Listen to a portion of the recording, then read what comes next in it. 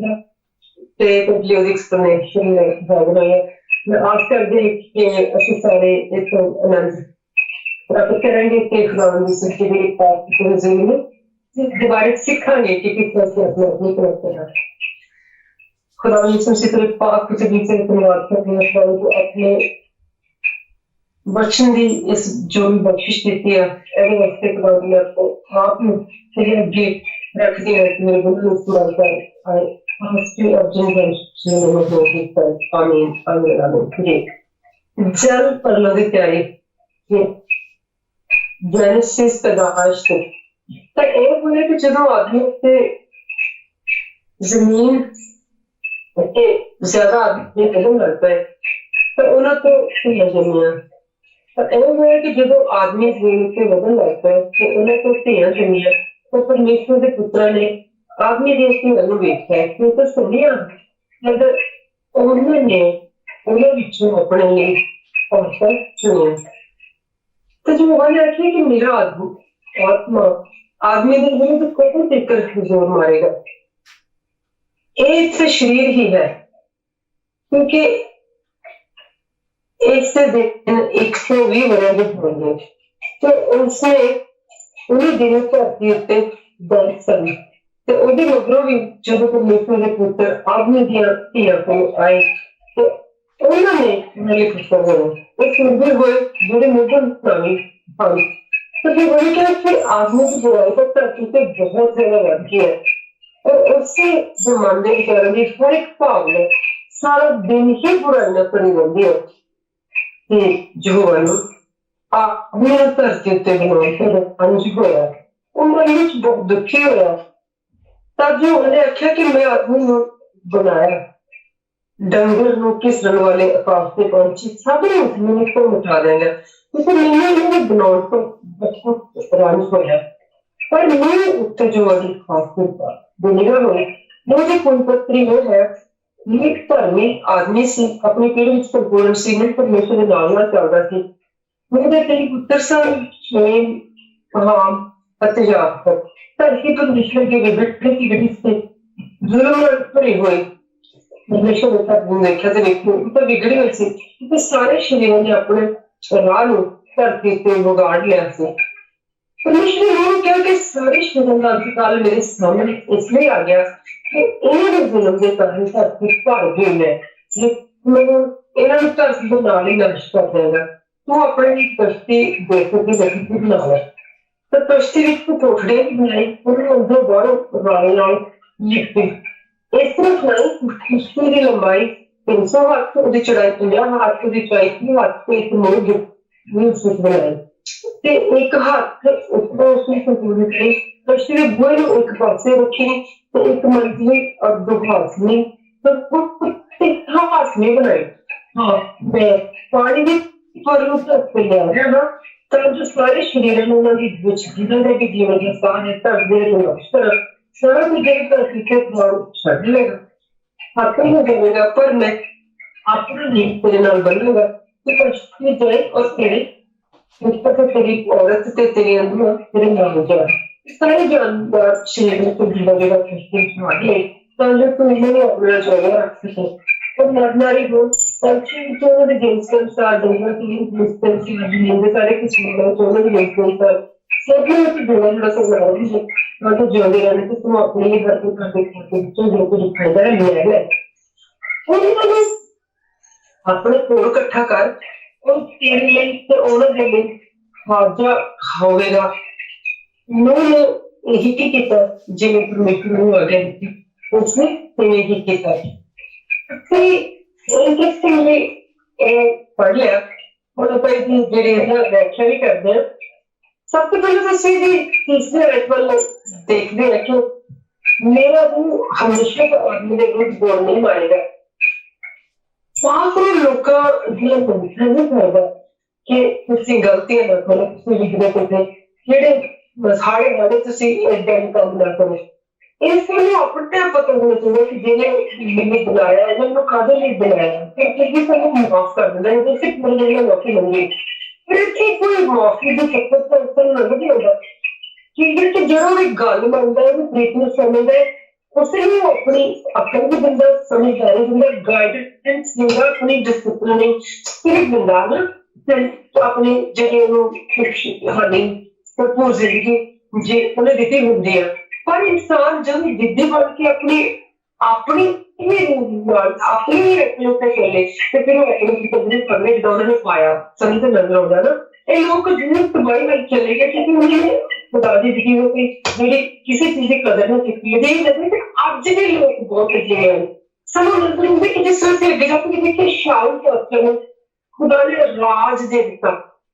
ਤੇ ਅਸੀਂ ਦੇਖਿਆ ਕਿ ਪਰ ਉਹਨੇ ਰਾਜ ਨੂੰ ਨਹੀਂ ਉਹ ਸੰਭਾਲ ਸਕਿਆ। ਉਹਨੇ ਉਹ ਕਹਾਣਾ ਜਿਹੜਾ ਨਾ ਪੂਰਾ ਕਰ ਦਿੱਤਾ ਕਿ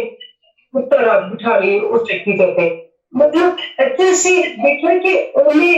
ਸਾਰਾ ਕੁਛ ਹੀ ਉਹਨੂੰ ਦੇ ਦਿੱਤਾ ਪਰ ਉਹਨੇ ਸਾਰਾ ਕੁਛ ਹੀ ਨਹੀਂ ਸੰਭਾਲਿਆ। ਕੀ ਹੋਇਆ ਅਖੀਰ ਤੇ ਕਿ ਉਹਦੇ ਕੋਲ ਸਾਰਾ ਕੁਛ ਵਾਪਸ ਲੈ ਲਏਗਾ ਕਿਉਂਕਿ ਉਹ ਖੁਦਾ ਦੇ ਬੰਦੇ ਨੇ ਜਿਹੜੇ ਕਿ ਦਾਊਦ ਸੀ ਉਹਨੂੰ ਉਹ ਆਪਣੇ ਮੁਤਾਬਿਕ ਖਰੀਦਣਾ ਵਰਤਣਾ ਤੇ ਉਹਨੂੰ ਆਪਣੇ ਮੁਤਾਬਿਕ ਉਠਾਉਣਾ ਬਿਠਾਉਣਾ ਤੇ ਆਪਣੇ ਮੁਤਾਬਿਕ ਖਿੱਚ ਲਾਉਣਾ ਚਾਹੁੰਦਾ ਸੀ ਜਿਹਦੇ ਵਿੱਚ ਖੁਦਾ ਦੀ ਰੂਹ ਸੀ। ਉਹਦੇ ਨਾਲ ਜ਼ਿਆਦਾ ਉਹ ਖੁਦਾ ਦੀ ਇੱਜ਼ਤ ਕਰਦਾ ਸੀ ਸ਼ਾਉਲ ਨਾਲੋਂ। ਜਿੰਨਾ ਚਿਰ ਸ਼ਾਉਲ ਨੇ ਠੀਕ ਤਰੀਕੇ ਨਾਲ ਕੰਮ ਕੀਤਾ ਉਹਨਾਂ ਚਿਰ ਸ਼ਾਉਲ ਦੇ ਉੱਤੇ ਵੀ ਖੁਦਾ ਨਾਲ ਕੰਮ ਕਰਦਾ ਰਿਹਾ। ਐਸੀ ਤਰ੍ਹਾਂ ਸਿੱਖ ਦੇਖੀ ਖੁਦਾ ਦਾ ਨੂੰ ਤੁਹਾਡੀ ਮਿਹਨਤਾਂ ਨਹੀਂ ਕਰਦਾ ਕਿ ਹਾੜੇ ਮੇਰੇ ਤਰੀਕੇ ਨਾਲ ਚੱਲ। ਜਦੋਂ ਤੁਸੀਂ ਉਹ ਤਰੀਕੇ ਨਹੀਂ ਚੱਲਦੇ ਤੁਹਾਡੇ ਕੋਲ ਤੁਹਾਡੀ ਬਖਸ਼ ਪਾਸੇ ਕਰਕੇ ਤੁਹਾਨੂੰ ਉਹ ਪਰੇ ਕਰ ਦਿੰਦਾ। ਇੱਥੇ ਸਾਨੂੰ ਲੋਕਾਂ ਦੀ ਨਜ਼ਰ ਆਈ ਹਨਾ ਤੇ ਮਤਲਬ ਇੱਥੇ ਤੁਸੀਂ ਦੇਖਿਆ ਕਿ ਅੱਜ ਵੀ ਲੋਕ ਪ੍ਰਾਰਥਨਾ ਦਾ ਜਵਾਬ ਨਹੀਂ ਜਦੋਂ ਕਹਿੰਦੇ ਇਹਦਾ ਮਤਲਬ ਹੈ ਕਿ ਆਪਣੇ ਸੁਭਾਅ ਦੀ ਇੱਛਾ ਦੀ ਕੁਰਬਾਨੀ ਕਰਨੀ ਚਾਹੀਦੀ। ਲੋਕਾਂ ਨੇ ਕਈ ਵਾਰ ਦੇਖਿਆ ਕਿ ਕੁਛ ਲੋਕੀ ਆਪਣੇ ਨੇਚਰ ਦੇ ਮੁਤਾਬਿਕ ਕੱਪੜੇ ਉਹਨਾਂ ਨੂੰ ਅੱਛੇ ਲੱਗਦੇ ਜੇ ਛੋਟੇ ਜੇ ਵੱਡੇ ਆਪਣੀ ਨੇਚਰ ਦਾ ਅੱਛਾ ਲੱਗਦਾ ਚਾਹੇ ਉਹ ਕਿਸੇ ਦਾ ਵੀ ਕਿਵੇਂ ਦਾ ਵੀ। ਕੁਛ ਲੋਕਾਂ ਨੂੰ ਦੂਸਰੇ ਲੋਕ ਦੇ ਵਿੱਚ ਕੁਛ ਚੀਜ਼ਾਂ ਅੱਛੀਆਂ ਨਹੀਂ ਲੱਗਦੀਆਂ ਪਰ ਖੁਦਾ ਉਹਨਾਂ ਨੂੰ ਕਹਿੰਦਾ ਕਿ ਤੂੰ ਆਪਣੀ ਮਰਜ਼ੀ ਦੇ ਮੁਤਾਬਿਕ ਆਪਣੀ ਜ਼ਿੰਦਗੀ ਜਿਉਣੇ ਤਾਂ ਆਪਣੀ ਮਰਜ਼ੀ ਮੁਤਾਬਿਕ ਉਹਨੂੰ ਬਖਸ਼ਿਸ਼ ਹਾਸਲ ਕਰੇਗਾ। ਇੱਥੇ ਅਸੀਂ ਦੇਖਿਆ ਕਿ ਉਹਨਾਂ ਬੁਰਾਈ ਨੇ ਪੁਰਜੋਰ ਮਤਲਬ ਉਸ ਵੇਲੇ ਆਪਣੀ ਪਕੜ ਲੈ ਲਈ ਸੀ ਤੇ ਬੁਰਾਈ ਅੱਜ ਵੀ ਲੋਕਾਂ 'ਚ ਪੁਰਜੋਰ ਪਕੜ ਲੈ ਲੈਂਦੀ। ਜਦੋਂ ਤੁਸੀਂ ਬੁਰਾਈ ਤੋਂ ਆਪਣੇ ਕੋਈ ਵੱਖ ਨਹੀਂ ਕਰਦੇ ਤੁਸੀਂ ਇੱਕ ਸੰਭਾਲ ਪਏ ਹੋਏ ਮਾਹੌਲ ਨੂੰ ਚੀਕ ਚਿਹਾੜੇ ਵਾਲੇ ਮਾਹੌਲ ਦੇ ਵਿੱਚ ਸ਼ਾਂਤੀ ਬਰਕਰਾਉਣ ਦੀ ਕੋਸ਼ਿਸ਼ ਅਗਰ ਕਰਦੇ ਆ ਤੇ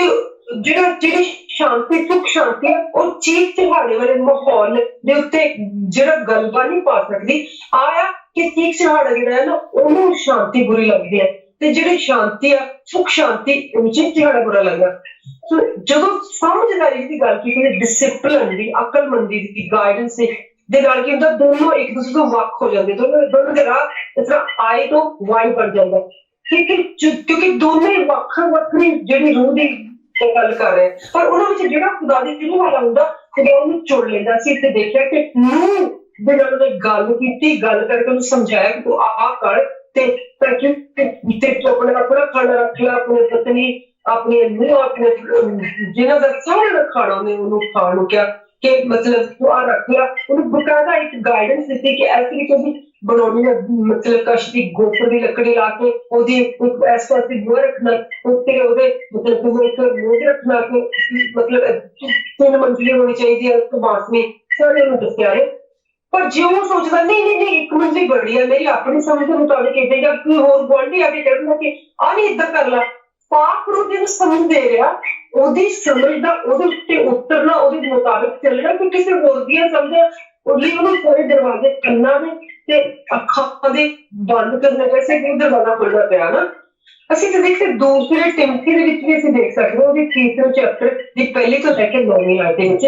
ਕਿ ਉਹਨੇ ਟਿਮਥੀ ਨੂੰ ਕੀ ਕਹਿ ਰਿਹਾ ਟਿਮਥੀਅਸ ਨੂੰ ਪੌਲੁਸ ਨੂੰ ਇੱਕ ਬੱਚੇ ਦੀ ਤਰ੍ਹਾਂ ਅਕਲ ਦੇ ਰਿਹਾ ਜਿਹਦਾ ਖੁਦਾ ਨੇ ਬੋਲ ਕੇ ਇੱਥੇ ਉਹਨੇ ਕਿਹਾ ਆਪਣੇ ਪੁੱਤਰ ਨੇ ਜਿਹੜਾ ਇੱਥੇ ਉਹਨੂੰ ਕੀ ਕਹਿ ਰਿਹਾ ਕਿ ਤੂੰ ਜਾਣ ਲੈ। ਅੱਜ ਦੇ ਸਮੇਂ 'ਚ ਸੈਲਫਿਸ਼ ਪੈਸੇ ਤੇ ਆਗਿਆਕਾਰੀ ਲੋਕੀ ਨਿਸ਼ੁਕਰੇ ਪਵਿੱਤਰ ਨਿਰਮੋਹ ਪੱਥਰ ਦੀ ਚੁਗਲਖੋਰ ਖਰਚੀਲੇ ਅਸੰਜਮੀ ਪੱਕ ਦਿਲ ਨੇਕੀ ਦੇ ਵੈਰੀ ਨਮਕ ਹਰਾਮ ਕਾਲੇ ਘਮੰਡੀ ਤੇ ਪਰਮੇਸ਼ਰ ਨੂੰ ਨਹੀਂ ਬਲਕਿ ਸੈਕਸ਼ੂਅਲ ਇੰਟਰਕੋਰਸ ਜਿਹਨੂੰ ਆਪਾਂ ਕਹਿੰਦੇ ਭੋਗ ਵਿਲਾਸ ਦੇ ਆਤ ਪ੍ਰੇਮੀ ਹੋਣਗੇ ਭਗਤੀ ਦਾ ਰੂਪ ਧਾਰ ਕੇ ਵੀ ਪਰਮੇਸ਼ਰ ਦੀ ਸ਼ਕਤੀ ਦੇ ਇਨਕਾਰੀ ਹੋਣਗੇ ਤੇ ਉਹਨਾਂ ਤੋਂ ਕੋਈ ਪਰੇ ਨਹੀਂ ਕਿਉਂਕਿ ਉਹਨਾਂ ਵਿੱਚ ਉਹ ਹਨ ਜਿਹੜੇ ਘਰਾਂ ਦੇ ਘਰ ਗੁਜ਼ਾਰ ਦਿੰਦੇ ਹਨ ਘਰ ਚ ਵੜ ਕੇ ਪੁੱਛੀਆਂ ਕਮਜ਼ੋਰ ਔਰਤਾਂ ਨੂੰ ਫਸਾ ਲੈਂਦੇ ਹਨ ਜਿਹੜੀਆਂ ਪਾਪਾਂ ਨਾਲ ਲੱਗੀਆਂ ਹੁੰਦੀਆਂ ਹਨ ਅਤੇ ਖਾਸ਼ ਹੁੰਦੇ ਉਹ ਛੋਟੀ ਜਿਹੀ ਖਾਸ਼ ਦੇ ਪਿੱਛੇ ਰਹਿ ਸਕਦੀਆਂ ਹਨ ਤੇ ਸਿੱਖਣ ਦੀ ਬਜਾਏ ਉਹ ਸੱਚਾਈ ਨੂੰ ਨਹੀਂ ਪੁੱਜਦੀਆਂ ਤੇ ਇੱਥੇ ਮੂਸਾ ਤੇ ਨੂਹ ਦੇ ਬਾਰੇ ਦੇ ਵਿੱਚ ਹੀ ਗੱਲ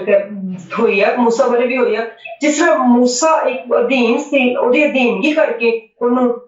ਖੁਦਾ ਨੇ ਚੁਣਿਆ, ਤੇ ਨੂਹ ਦੀ ਇਮਾਨਦਾਰ ਤੇ ਰਾਸਬਾਜ਼ ਸੀ, ਜਿਹਦੇ ਕਰਕੇ ਉਹਦੇ ਕਿਰਦਾਰ ਕਰਕੇ ਉਸ ਤਖਤ ਦੀ ਗੰਦਗੀ ਤੇ ਬਚਾ ਲਿਆ। ਤੇ ਕਿਉਂਕਿ ਉਹਦੇ ਚ ਖੁਦਾ ਪ੍ਰਤੀ, ਖੁਦਾ ਦਾ ਡਰ ਤੇ ਖੁਦਾ ਪ੍ਰਤੀ ਅਨਕੰਡੀਸ਼ਨਲ ਆਗਿਆਕਾਰੀ ਨੇ ਉਹਨੂੰ ਇਸ ਦੁਨੀਆ ਦੇ ਵਿੱਚੋਂ ਦੁਬਾਰਾ ਪੈਦਾ ਕਰਨ ਲਈ ਚੁਣਿਆ ਗਿਆ ਕਿ ਤੇਰੇ ਤੋਂ ਹੁਣ ਦੁਬਾਰਾ ਦੁਨੀਆ ਬਣਾਈ ਜਾਊਗੀ। ਪਹਿਲੀ ਜਿਹੜੀ ਦੁਨੀਆ ਉਹ ਤਾਂ ਮੈਂ ਨਾਸ਼ ਕਰ ਦਿੱਤੀ, ਜਿਹੜੀ ਆਦਮ ਤੋਂ ਬਣੀ ਸੀਗੀ, ਹੁਣ ਮੈਂ ਤੇਰੇ ਘਰਾਣੇ ਤੋਂ ਦੁਬਾਰਾ ਦੁਨੀਆ ਨੂੰ ਬਣਾਉਣ ਲੱਗਿਆ, ਕਿਉਂਕਿ ਉਹ ਵੀ ਆਦਮ ਦੇ ਘਰਾਣੇ ਚੋਂ ਆਇਆ ਹੋਇਆ ਸੀ। ਔਰ ਉਹਦੇ ਚ ਉਹਨੂੰ ਉਹ ਪਰਸਨ ਜਿਹੜਾ ਨਾ ਉਹ ਠੀਕ ਮਿਲਿਆ, ਉਹਦੇ ਵਿੱਚ ਉਹਨੂੰ ਆਗਿਆਕਾਰ ਮਿਲਿਆ। ਹਨੋਕ ਦਾ ਸੀ ਘਰਾਣਾ ਦੇਖ ਕੇ ਹਨੋਕ ਇਕੱਲਾ ਸੀ, ਅਸੀਂ ਪੜਿਆ, ਪਰ ਹਨੋਕ ਨੂੰ ਉਠਾ ਲਿਆ, ਇਕੱਲੇ ਨੂੰ ਉਠਾ ਲਿਆ ਗਿਆ ਨਾ, ਮਤਲਬ ਕਿਉਂਕਿ ਉਹ ਖੁਦਾ ਨੇ ਉਹਨੂੰ ਮੌਤ ਦਾ ਵੀ ਜਿਹੜਾ ਨਾ ਕੁਝ ਨਹੀਂ ਦੇਖ ਦਿੱਤਾ। ਇਸ ਦੇਖਦੇ ਕਿ ਨੂਹ ਨੂੰ ਉਹਨੇ ਚੁਣਿਆ ਕਿ ਦੁਬਾਰਾ ਤੋਂ ਦੁਨੀਆ ਚਲਾਈ ਜਾਵੇ ਨਾ, ਕਿਉਂਕਿ ਖੁਦਾ ਨੇ ਸਾਰੀ ਕਾਇਨਾਤ ਨੂੰ ਮਤਲਬ ਖਤਮ ਕਰਨ ਦਾ ਇਰਾਦਾ ਇੱਥੇ ਦੇਖਿਆ ਕਿ ਉਹਨੂੰ ਬੁਰਾ ਲੱਗਿਆ ਕਿ ਆਪ ਮੇਰੀ ਅੰਤਿਮ ਨਾਲ ਇਹ ਕੀ ਕਰ ਰਹੇ ਹਨ। ਕਿਉਂਕਿ ਅਸੀਂ ਦੇਖੀਏ ਕਿ ਖੁਦਾ ਨੂੰ ਦੀ ਵਫ਼ਾਦਾਰੀ ਜਿਹੜੀ ਆ ਜਦੋਂ ਕਿਸੇ ਚ ਨਹੀਂ ਲੱਗਦੀ ਤੇ ਉਹਨੂੰ ਪਰਸਨਲੀ ਇੰਟਰਸਟ ਨਹੀਂ ਰਹਿ ਜਾਂਦਾ। ਹਾਲਾਂਕਿ ਖੁਦਾ ਇੱਕ ਵੀ ਉਹਨਾਂ ਨੂੰ ਨੁਕਸਾਨ ਨਹੀਂ ਚਾਹੁੰਦਾ, ਪਰ ਇਹਦਾ ਮਤਲਬ ਇਹ ਨਹੀਂ ਕਿ ਅਸੀਂ ਉਹਦੀ ਵਫ਼ਾਦਾਰੀ ਕਰਨੀ ਬੰਦ ਕਰ ਦਈਏ, ਹਨਾ। ਅਸੀਂ ਇੱਥੇ ਦੇਖੀਏ ਕਿ ਮਤਲਬ ਜਿਹੜੀ ਵਫ਼ਾਦਾਰੀ ਆ ਅੱਜ ਵੀ ਸਾਨੂੰ ਖੁਦਾ ਪ੍ਰਤੀ ਵਫ਼ਾਦਾਰੀ ਤੇ ਖੁਦਾ ਪ੍ਰਤੀ ਇਮਾਨਦਾਰੀ ਦੀ ਜਿਹੜੀ ਆ ਉਹ ਸਾਨੂੰ ਯਕੀਨ ਦੇ ਵਿੱਚ ਖੁਦਾਵੰਦ ਯਿਸੂ ਮਸੀਹ ਦੇ ਹੋਰ ਵੀ ਕਰੀਬ ਕਰ ਦਿੰਦੀ ਤੇ ਸਾਰੀ ਜਿਹੜੀ ਹੈ ਨਾ ਸਾਨੂੰ ਟੁੱਟ ਭੱਜ ਦੌੜ ਭੱਜ ਜਿਹੜੀ ਦੁਨੀਆਦਾਰੀ ਦੀ ਨੇੜਤਾ ਪ੍ਰਤੀ ਆ ਉਹਦੇ ਤੋਂ ਬਚਾ ਲੈਂਦੀ ਹੈ ਨਾ। ਤੇ ਅਸੀਂ ਅੱਜ ਦਾ ਜਿਹੜਾ ਇਹ ਆ ਦੇਖਿਆ ਕਿ ਅਸੀਂ ਹੁਣ ਜਾ ਰਹੇ ਮਸਤੀ ਦੀ 6ਵੀਂ ਚੈਪਟਰ ਵੱਲ, ਤਾਂ ਕਿ ਅਸੀਂ ਉਹਨੂੰ ਦੇਖੀਏ। ਜਿਸ ਤਰ੍ਹਾਂ ਕਿ ਅਸੀਂ ਹਰ ਵਾਰੀ ਕੀ ਕਰਦੇ ਹਾਂ, ਤੁਹਾਡੇ ਲਈ ਇੱਕ ਚੈਪਟਰ ਨਵੇਂ ਆਜ਼ਮਾਨੇ ਦਾ ਤੇ ਇੱਕ ਚੈਪਟਰ ਪੁਰਾਣੇ ਆਜ਼ਮਾਨੇ ਦਾ ਲੈ ਕੇ ਆਉਂਦੇ, ਤਾਂ ਕਿ ਅਸੀਂ ਇਸ ਤਰ੍ਹਾਂ ਕਰ ਸਕਦੇ ਕਿ ਪਹਿਲਾਂ ਪੁਰਾਣਾ ਆਜ਼ਮਾਨਾ ਤੁਹਾਨੂੰ ਸੁਣਾ ਦਈਏ ਤੇ ਬਾਅਦ ਵਿੱਚ ਨਵੇਂ ਆਜ਼ਮਾਨੇ ਦੀ ਕੋਈ ਜਾਣਕਾਰੀ ਨਾ ਦਈਏ ਨਾ। ਪ੍ਰਭੂ ਵਾਲੀ ਪ੍ਰਾਰਥਨਾ, ਮੱਤੀ ਚੈਪਟਰ 6। ਖਬਰਦਾਰ ਤੁਸੀਂ ਆਪਣੇ ਧਰਮ ਦੇ ਕੰਮ ਮਨੁੱਖਾਂ ਦੇ ਸਾਹਮਣੇ ਉਹਨਾਂ ਨੂੰ ਵਿਖਾਉਣ ਲਈ ਕੀਤੇ, ਪਰ ਤੁਹਾਡੇ ਪਿਤਾ ਕੋਲ ਜਿਹੜਾ ਸਵਰਗ ਵਿੱਚ ਹੈ ਤੁਹਾਡਾ ਤਾਂ ਕੋਈ ਫਲ ਨਹੀਂ। ਜਦੋਂ ਤੂੰ ਦਾਨ ਕਰੇ ਆਪਣੇ ਮੂਹਰੇ ਤੁਰੀ ਨਾ ਬੁਝਵਾਈ। ਤੇ ਜਿਸ ਪ੍ਰਕਾਰ ਕੰਮ ਕਪਟੀ ਸਮਾਜਿਕ ਤੇ ਰਸਤਾ ਵਿੱਚ ਕਰਦੇ ਹਨ, ਕਿਉਂਕਿ ਉਹਨਾਂ ਦੀ ਕਰਕੇ ਲੋਕੀ ਦੱਸੇਗਾ ਵਜਾ ਕੇ ਮੇਰੀ ਵਧਾਈ ਕਰ। ਮੈਂ ਤੈਨੂੰ ਸੱਚ ਕਹਿਣਾ ਕਿ ਤੂੰ ਆਪਣਾ ਫਲ ਉੱਥੇ ਪਾ ਚੁੱਕੇ, ਤੂੰ ਪਰ ਜੇ ਤੂੰ ਦਾਨ ਕਰੇ ਤੇ ਤੇਰੇ ਸਿੱਧਾ ਹੱਥ ਜਿਹੜਾ ਕਰਦਾ ਤੇ ਖੱਬਾ ਵੀ ਨਾ ਵੇਖੇ, ਤੇਰਾ ਦਾਨ ਗੁਪਤ ਰੂਪ ਵਿੱਚ ਹੋਵੇ ਤਾਂ ਕਿ ਤੇਰਾ ਪਿਤਾ ਜਿਹੜਾ ਗੁਪਤ ਵਿੱਚ ਵੇਖਦਾ ਉਸਦੇ ਨੂੰ ਫਲ ਦੇਵੇ। ਪਰ ਜੇ ਤੁਸੀਂ ਪ੍ਰਾਰਥਨਾ ਕਰੋ ਤਾਂ ਆਪਣੇ ਨੂੰ ਨਹੀਂ ਕਿਸ ਮੱਧ ਦੇ ਚੌਕਾਂ ਦੇ ਖੂੰਜਿਆਂ ਵਿੱਚ ਖੜੇ ਹੋ ਕੇ ਪ੍ਰਾਰਥਨਾ ਕਰਨੀ ਪਸੰਦ ਕਰਦੇ ਕਿ ਲੋਕੀ ਉਹਨਾਂ ਨੂੰ ਪ੍ਰਾਰਥਨਾ ਕਰਦੇ ਨੂੰ ਦੇਖ ਲੈਣ। ਮੈਂ ਤੁਹਾਨੂੰ ਸੱਚ ਕਿ ਉਹ ਤਾਂ ਆਪਣਾ ਫਲ ਪਾ ਚੁੱਕੇ। ਜੇ ਤੂੰ ਪ੍ਰਾਰਥਨਾ ਕਰੇ ਤਾਂ ਆਪਣੀ ਕੋਠੜੀ ਵਿੱਚ ਆਪਣੇ ਬੂਹ ਬੰਦ ਕਰਕੇ ਪਿਤਾ ਕੋਲ ਆਪਣੇ ਪਿਤਾ ਦੇ ਕੋਲ ਜਿਹੜਾ ਗੁਪਤ ਨੇ ਪ੍ਰਾਰਥਨਾ ਕਰ ਸੀ ਕਿ ਤੇਰਾ ਪਿਤਾ ਗੁਪਤ ਵਿੱਚ ਤੈਨੂੰ ਵੇਖਦਾ ਤੇ ਤੈਨੂੰ ਫਲ ਵੀ ਦੇਵੇਗਾ। ਤੁਸੀਂ ਪ੍ਰਾਰਥਨਾ ਕਰਦੇ ਹੋ ਹੋਰ ਲੋਕਾਂ ਵਾਂਗ ਪੁਰਾਣੀਆਂ ਕੌਮਾਂ ਵਾਂਗ ਨਾ ਕਰੋ ਲਗਭਗ, ਕਿਉਂਕਿ ਉਸ ਸਮਝਦੇ ਕਿ ਬਹੁਤ ਬੋਲ ਕਰਕੇ ਸ਼ਾਇਦ ਉਹਨਾਂ ਦੀ ਸੁਣ ਲਈ ਜਾਵੇਗੀ, ਪਰ ਤੁਸੀਂ ਉਹਨਾਂ ਵਰਗੇ ਨਾ ਹੋ ਕਿ ਤੁਹਾਡਾ ਪਿਤਾ ਤੁਹਾਡੇ ਮਨ ਚ ਕਈ ਦੀ ਜਾਣਦਾ ਹੈ ਕਿ ਤੁਹਾਨੂੰ ਕਿਹਨੂੰ ਚੀਜ਼ ਦੀ ਜ਼ਰੂਰਤ ਹੈ। ਤੁਸੀਂ ਇਸ ਵਿਧੀ ਨਾਲ ਪ੍ਰਾਰਥਨਾ ਕਰਨੀ ਹੈ, ਇਹ ਸਾਡੇ ਪਿਤਾ ਜਿਹੜਾ ਸਵਰਗ ਵਿੱਚ ਹੈ, ਤੇਰਾ ਨਾਮ ਪਾਕ ਮੰਨਿਆ ਜਾਵੇ, ਤੇਰਾ ਰਾਜ ਆਵੇ, ਤੇਰੀ ਮਰਜ਼ੀ ਜਿਹੜੀ ਸਵਰਗ ਵਿੱਚ ਹੁੰਦੀ ਹੈ ਜ਼ਮੀਨ ਤੇ ਵੀ ਹੋਵੇ। ਸਾਡੀ ਰੋਜ਼ ਦੀ ਰੋਟੀ ਸਾਨੂੰ ਅੱਜ ਦਿਓ, ਸਾਡੇ ਕਰਜ਼ੇ ਸਾਨੂੰ ਮਾਫ਼ ਕਰ ਜਿਵੇਂ ਅਸੀਂ ਵੀ ਆਪਣੇ ਕਰਜ਼ੇ ਨੂੰ ਮਾਫ਼ ਕੀਤਾ। ਸਾਨੂੰ ਪ੍ਰਚਾਰ ਵਿੱਚ ਨਾ ਲਿਆ, ਸਗੋਂ ਬੁਰਾਈ ਤੋਂ ਬਚਾ, ਬਾਦਸ਼ਾਹ ਜਲਾਲ ਤੋਂ ਹਮੇਸ਼ਾ ਤੇਰਾ। ਜਦੋਂ ਤੁਸੀਂ ਮਨੁੱਖਾਂ ਨੂੰ ਉਹਨਾਂ ਦੇ ਅਪਰਾਧ ਮਾਫ਼ ਕਰ ਦੋਗੇ ਆਦਮੀਆਂ ਨੂੰ, ਤਾਂ ਤੁਹਾਡਾ ਸਵਰਗੀ ਪਿਤਾ ਵੀ ਤੁਹਾਨੂੰ ਮਾਫ਼ ਕਰੇਗਾ। ਜਦੋਂ ਤੁਸੀਂ ਆਦਮੀਆਂ ਨੂੰ ਅਪਰਾਧ ਨਾ ਮਾਫ਼ ਕੀਤੇ, ਤੁਹਾਡਾ ਪਿਤਾ ਵੀ ਤੁਹਾਡੇ ਅਪਰਾਧ ਮਾਫ਼ ਨਾ ਕਰੇਗਾ। ਜਦੋਂ ਤੁਸੀਂ ਵਰਤ ਰੱਖੋ ਤਾਂ ਕਪਟੀਆਂ ਵਾਂਗੂ ਮੂੰਹ ਉਦਾਸ ਨਾ ਬਣਾਇਓ, ਕਿਉਂਕਿ ਉਹ ਤਾਂ ਆਪਣਾ ਮੂੰਹ ਇਸ ਲਈ ਵਿਗਾੜਦੇ ਆ ਕਿ ਲੋਕੀ ਉਹਨਾਂ ਨੂੰ ਸਮਝਣ ਕਿ ਅੱਜ ਨੇ ਵਰਤ ਰੱਖਿਆ ਹੋਇਆ। ਮੈਂ ਤੁਹਾਨੂੰ ਸੱਚ ਕਹਿਣਾ ਕਿ ਤਾਂ ਆਪਣਾ ਫਲ ਪਾ ਚੁੱਕੇ ਹਨ, ਪਰ ਜਿਵੇਂ ਕਿ ਵਰਤ ਰੱਖੇ, ਰੋਜ਼ਾ ਰੱਖੇ, ਆਪਣੇ ਸਿਰ ਤੋਂ ਤੇਲ ਮਲ, ਆਪਣੇ ਮੂੰਹ ਤੋਂ ਕਰਕੇ ਤੁਸੀਂ ਆਦਮੀਆਂ ਨੂੰ ਨਹੀਂ ਕਰਕੇ ਆਪਣੇ ਪਿਤਾ ਨੂੰ ਜਿਹੜਾ ਗੁਪਤ ਉਹਨੂੰ ਤਾਂ ਵਰਤੀ ਮਾਲੂਮ ਹੁੰਦਾ ਹੈ। ਤੇਰਾ ਪਿਤਾ ਜਿਹੜਾ ਗੁਪਤ ਵਿੱਚ ਤੈਨੂੰ ਦੇਖਦਾ ਤੈਨੂੰ ਫਲ ਦੇਵੇਗਾ।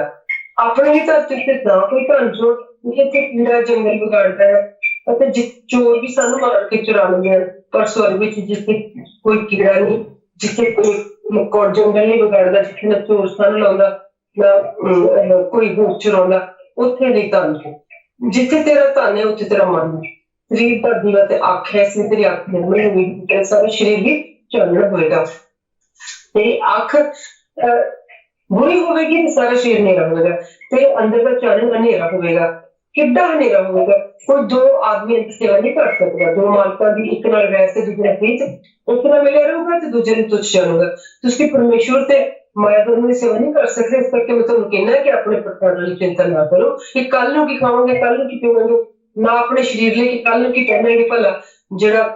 ਤੁਹਾਡੀ ਜਾਨ ਭੋਜਨ ਨਾਲੋਂ ਤੇ ਸਰੀਰ ਵਸਤਰ ਨਾਲੋਂ ਵੱਧ ਨਹੀਂ। ਆਕਾਸ਼ ਦੇ ਪੰਛੀ ਵੱਲ ਧਿਆਨ ਕਰਨਾ ਬੀਜਦੇ ਨਾ ਵੱਜਦੇ ਨਾ ਭਰੋਣਾ ਇਕੱਠਾ ਕਰਦੇ, ਪਰ ਤੁਹਾਡਾ ਸਵਰਗ ਉਹਨਾਂ ਦੀ ਤੇਰੀ ਫਲ ਕਰਦਾ।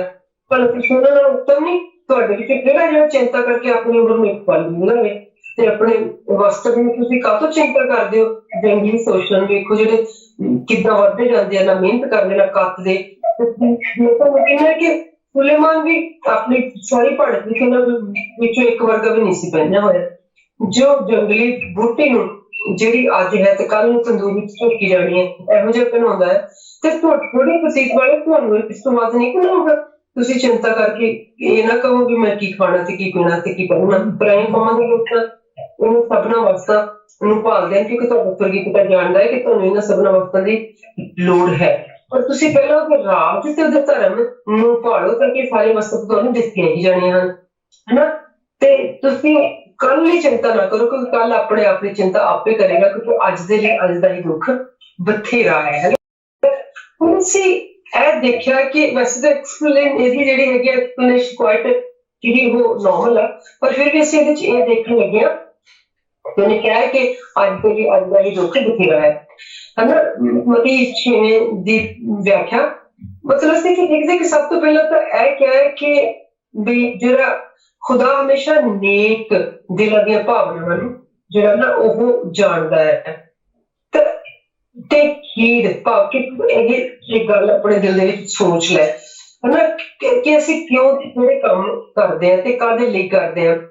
ਇਹੀ ਗੱਲ ਖੁਦਾ ਯਿਸੂ ਮਸੀਹ ਨੂੰ ਫਕੀਆਂ ਫਰੀਸੀਆਂ ਦੀ ਦੁੱਖ ਕਰਦੀ ਸੀ ਕਿ ਉਹਨਾਂ ਦੀ ਇੱਛਾ ਖੁਦਾ ਬਾਪ ਨੂੰ ਖੁਸ਼ ਕਰਨ ਦੀ ਬਜਾਏ ਉਹ ਆਪਣੇ ਆਪ ਨੂੰ ਖੁਸ਼ ਕਰਨ ਤੇ ਲੱਗੀ ਰਹਿੰਦੀ ਸੀ ਸਾਰਾ ਵਕਤ ਨਾ।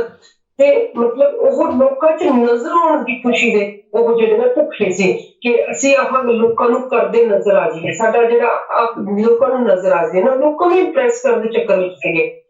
ਬਸ ਇੱਥੇ ਮਤਲਬ ਵਾਹ ਦੁਨੀਆ ਦੀ ਤਾੜੀਆਂ ਸ਼ੋਹਰਤ ਪ੍ਰਾਪਤ ਕਰਨ ਲਈ ਇਹ ਕਹਿਣਾ ਕਿ ਦੌਲਤ ਸ਼ੋਹਰਤ ਤੇ ਵਾਹ ਤਾਂ ਖੁਦਾ ਵੱਲੋਂ ਹੈ, ਪਰ ਇਹ ਹੈ ਖੁਦਾ ਵੱਲੋਂ ਕੋਈ ਸ਼ੱਕ ਨਹੀਂ। ਪਰ ਖੁਦਾ ਦੀ ਇੱਜ਼ਤ ਕਰਨ ਦੇ ਨਾਲ ਉਹ ਦੌਲਤ ਸ਼ੋਹਰਤ ਜਿਹੜੀ ਆ ਉਹ ਵੱਧਦੀ ਹੈ, ਨਹੀਂ ਤਾਂ ਖਤਮ ਹੋ ਜਾਂਦੀ ਹੈ। ਫਿਰ ਬਸ ਅਸੀਂ ਦੇਖਦੇ ਹਾਂ ਕਿ ਆਪਣੇ ਕੰਮਾਂ ਦੀ ਵਡਿਆਈ ਦੀ ਭਾਲ ਲੋਕਾਂ ਤੋਂ ਹਰ ਵਕਤ ਕਰਦੇ ਰਹਿਣਾ। ਜੇਕਰ ਉਹਨਾਂ ਨੂੰ ਫੋਕੀ ਵਡਿਆਈ ਨਹੀਂ ਮਿਲਦੀ ਸੀ ਫਕੀਆਂ ਫਰੀਸੀਆਂ ਨੂੰ ਤੇ ਉਹ ਲੋਕਾਂ ਵਿੱਚ ਆਮ ਲੋਕਾਂ ਦਾ ਵੀ ਨੱਚ ਦਾਮ ਕਰ ਦਿੰਦੇ ਸੀ। ਉਹਨਾਂ ਦੀ ਇਹੀ ਗੱਲ ਦਾ ਯਿਸੂ ਮਸੀਹ ਨੂੰ ਬਹੁਤ ਜਿਹੜੀ ਉਹ ਅਪਸੈਟ ਕਰਦੀ ਸੀਗੀ, ਨਾਪਸੰਦ ਸੀਗੀ। ਤੇ ਵੈਸੇ ਵੀ ਅਸੀਂ ਦੇਖਦੇ ਕਿ ਯਿਸੂ ਮਸੀਹ ਚਾਹੁੰਦੇ ਸਨ ਕਿ ਇੱਜ਼ਤ ਸ਼ੌਹਰਤ ਵਡਿਆਈ ਸਿਰਫ ਔਰ ਸਿਰਫ ਖੁਦਾ ਬਾਪ ਦੀ ਹੀ ਇੱਜ਼ਤ ਕੀਤੀ ਜਾਵੇ, ਕਿਉਂਕਿ ਸਭ ਤੋਂ ਜ਼ਿਆਦਾ ਇੱਜ਼ਤ ਬਾਪ ਡਿਜ਼ਰਵ ਕਰਦਾ,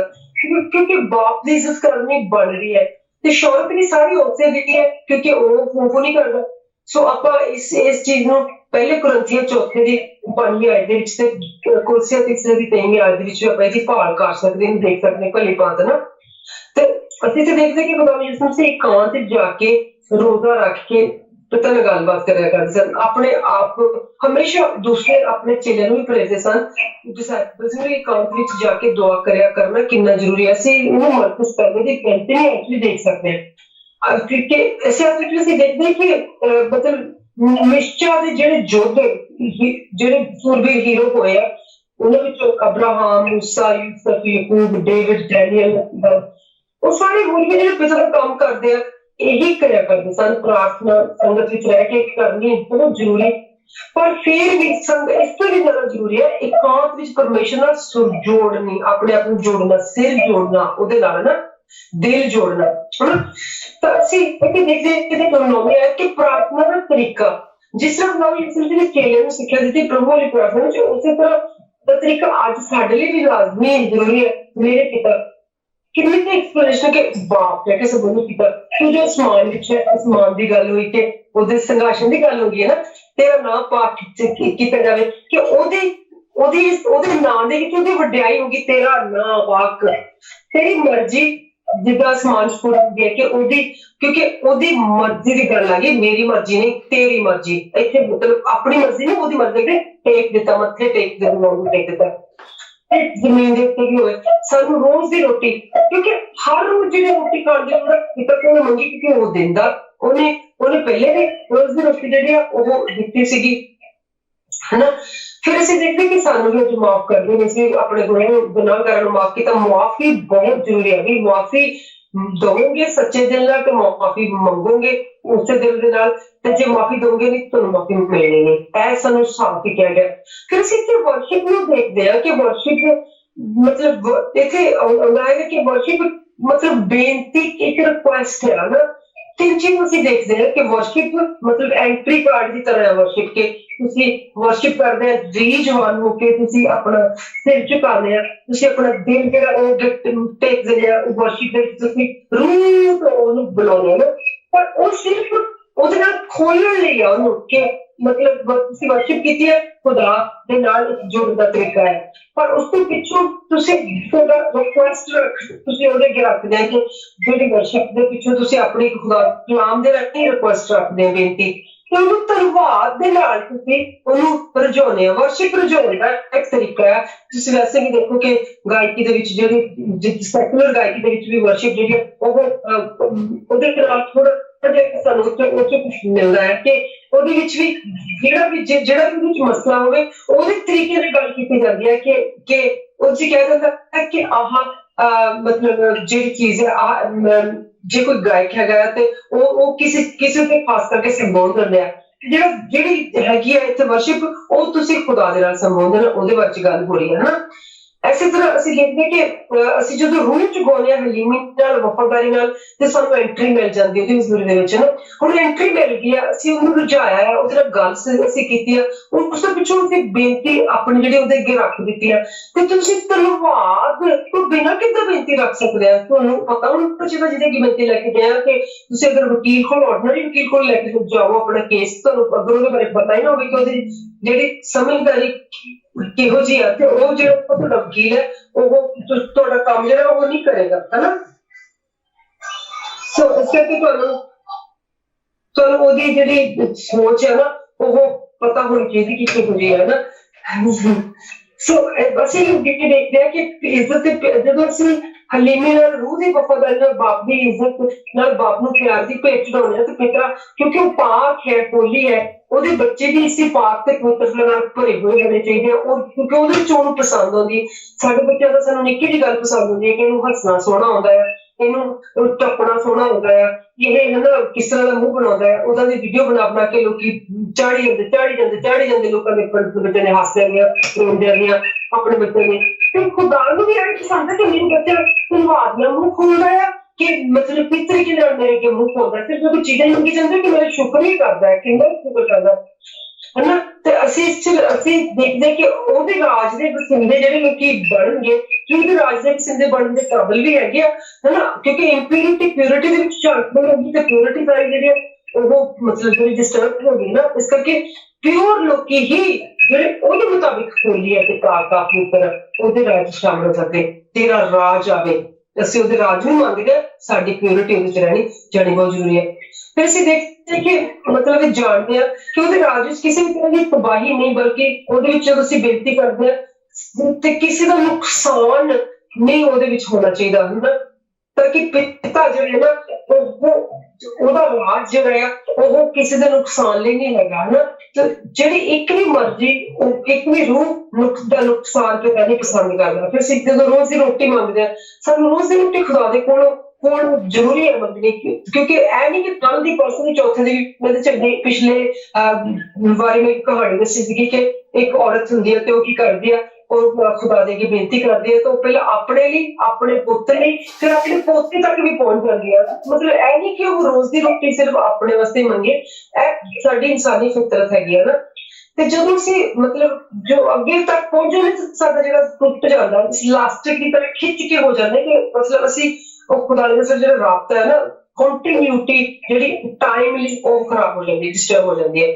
ਅਸੀਂ ਇਹਨੂੰ ਨਾ ਇਸ ਚੀਜ਼ ਨੂੰ ਅਸੀਂ ਯਸਾਇਆ 55 ਦੀ ਪਹਿਲੀ ਆਇਤ ਦੇ ਵਿੱਚ ਵੀ ਦੇਖ ਸਕਦੇ ਹਾਂ। ਅਸੀਂ ਡਿਟਰੋਨੀਅਮ ਡੈਟਨੋਮੀ 28 ਦੀ ਪਹਿਲੀ ਆਇਤ ਵੀ ਦੇਖ ਸਕਦੇ ਹਾਂ ਕਿ ਜਦੋਂ ਅਸੀਂ ਖੁਦਾ ਦੇ ਨਾਲ ਕਿਉਂਕਿ ਉਹ ਤਾਂ ਸਾਨੂੰ ਕਹਿੰਦਾ ਹੈ ਕਿ ਪਾਣੀ ਪੀ ਤੇ ਰੋਟੀ ਖਾ, ਹਨਾ, ਮਤਲਬ ਤੂੰ ਚਾਂਦੀ ਜਿਹੜੀ ਤੇਰੇ ਕੋਲ ਹੈਗੀ ਆ, ਮਤਲਬ ਉਹ ਤੇਰੀ ਚਾਂਦੀ ਕੀ ਜ਼ਰੂਰਤ, ਆਹ ਰੋਟੀ ਖਰੀਦ ਲੂਗੀ, ਆਹ ਪਾਣੀ ਚੀਜ਼ਾਂ ਖਰੀਦ ਲੂਗੀ, ਪਰ ਜਿਹੜੀ ਮੇਰਾ ਆ, ਜਿਹੜੀ ਤੇਰੇ ਨਾਲ ਮੇਰਾ ਕਨੈਕਸ਼ਨ ਆ, ਉਹ ਰੋਟੀ ਤੈਨੂੰ ਦੇ ਸਕਦਾ ਹੈ ਜਿਹੜੀ ਸਦਾ ਦੀ ਰੋਟੀ ਹੈਗੀ ਆ, ਜਿਹੜੀ ਮਤਲਬ ਜਿਹੜੀ ਤੇਰੀ ਰੂਹ ਦੀ ਰੋਟੀ ਹੈ ਨਾ। ਇਸ ਕਰਕੇ ਕਿਉਂਕਿ ਉਹਨੇ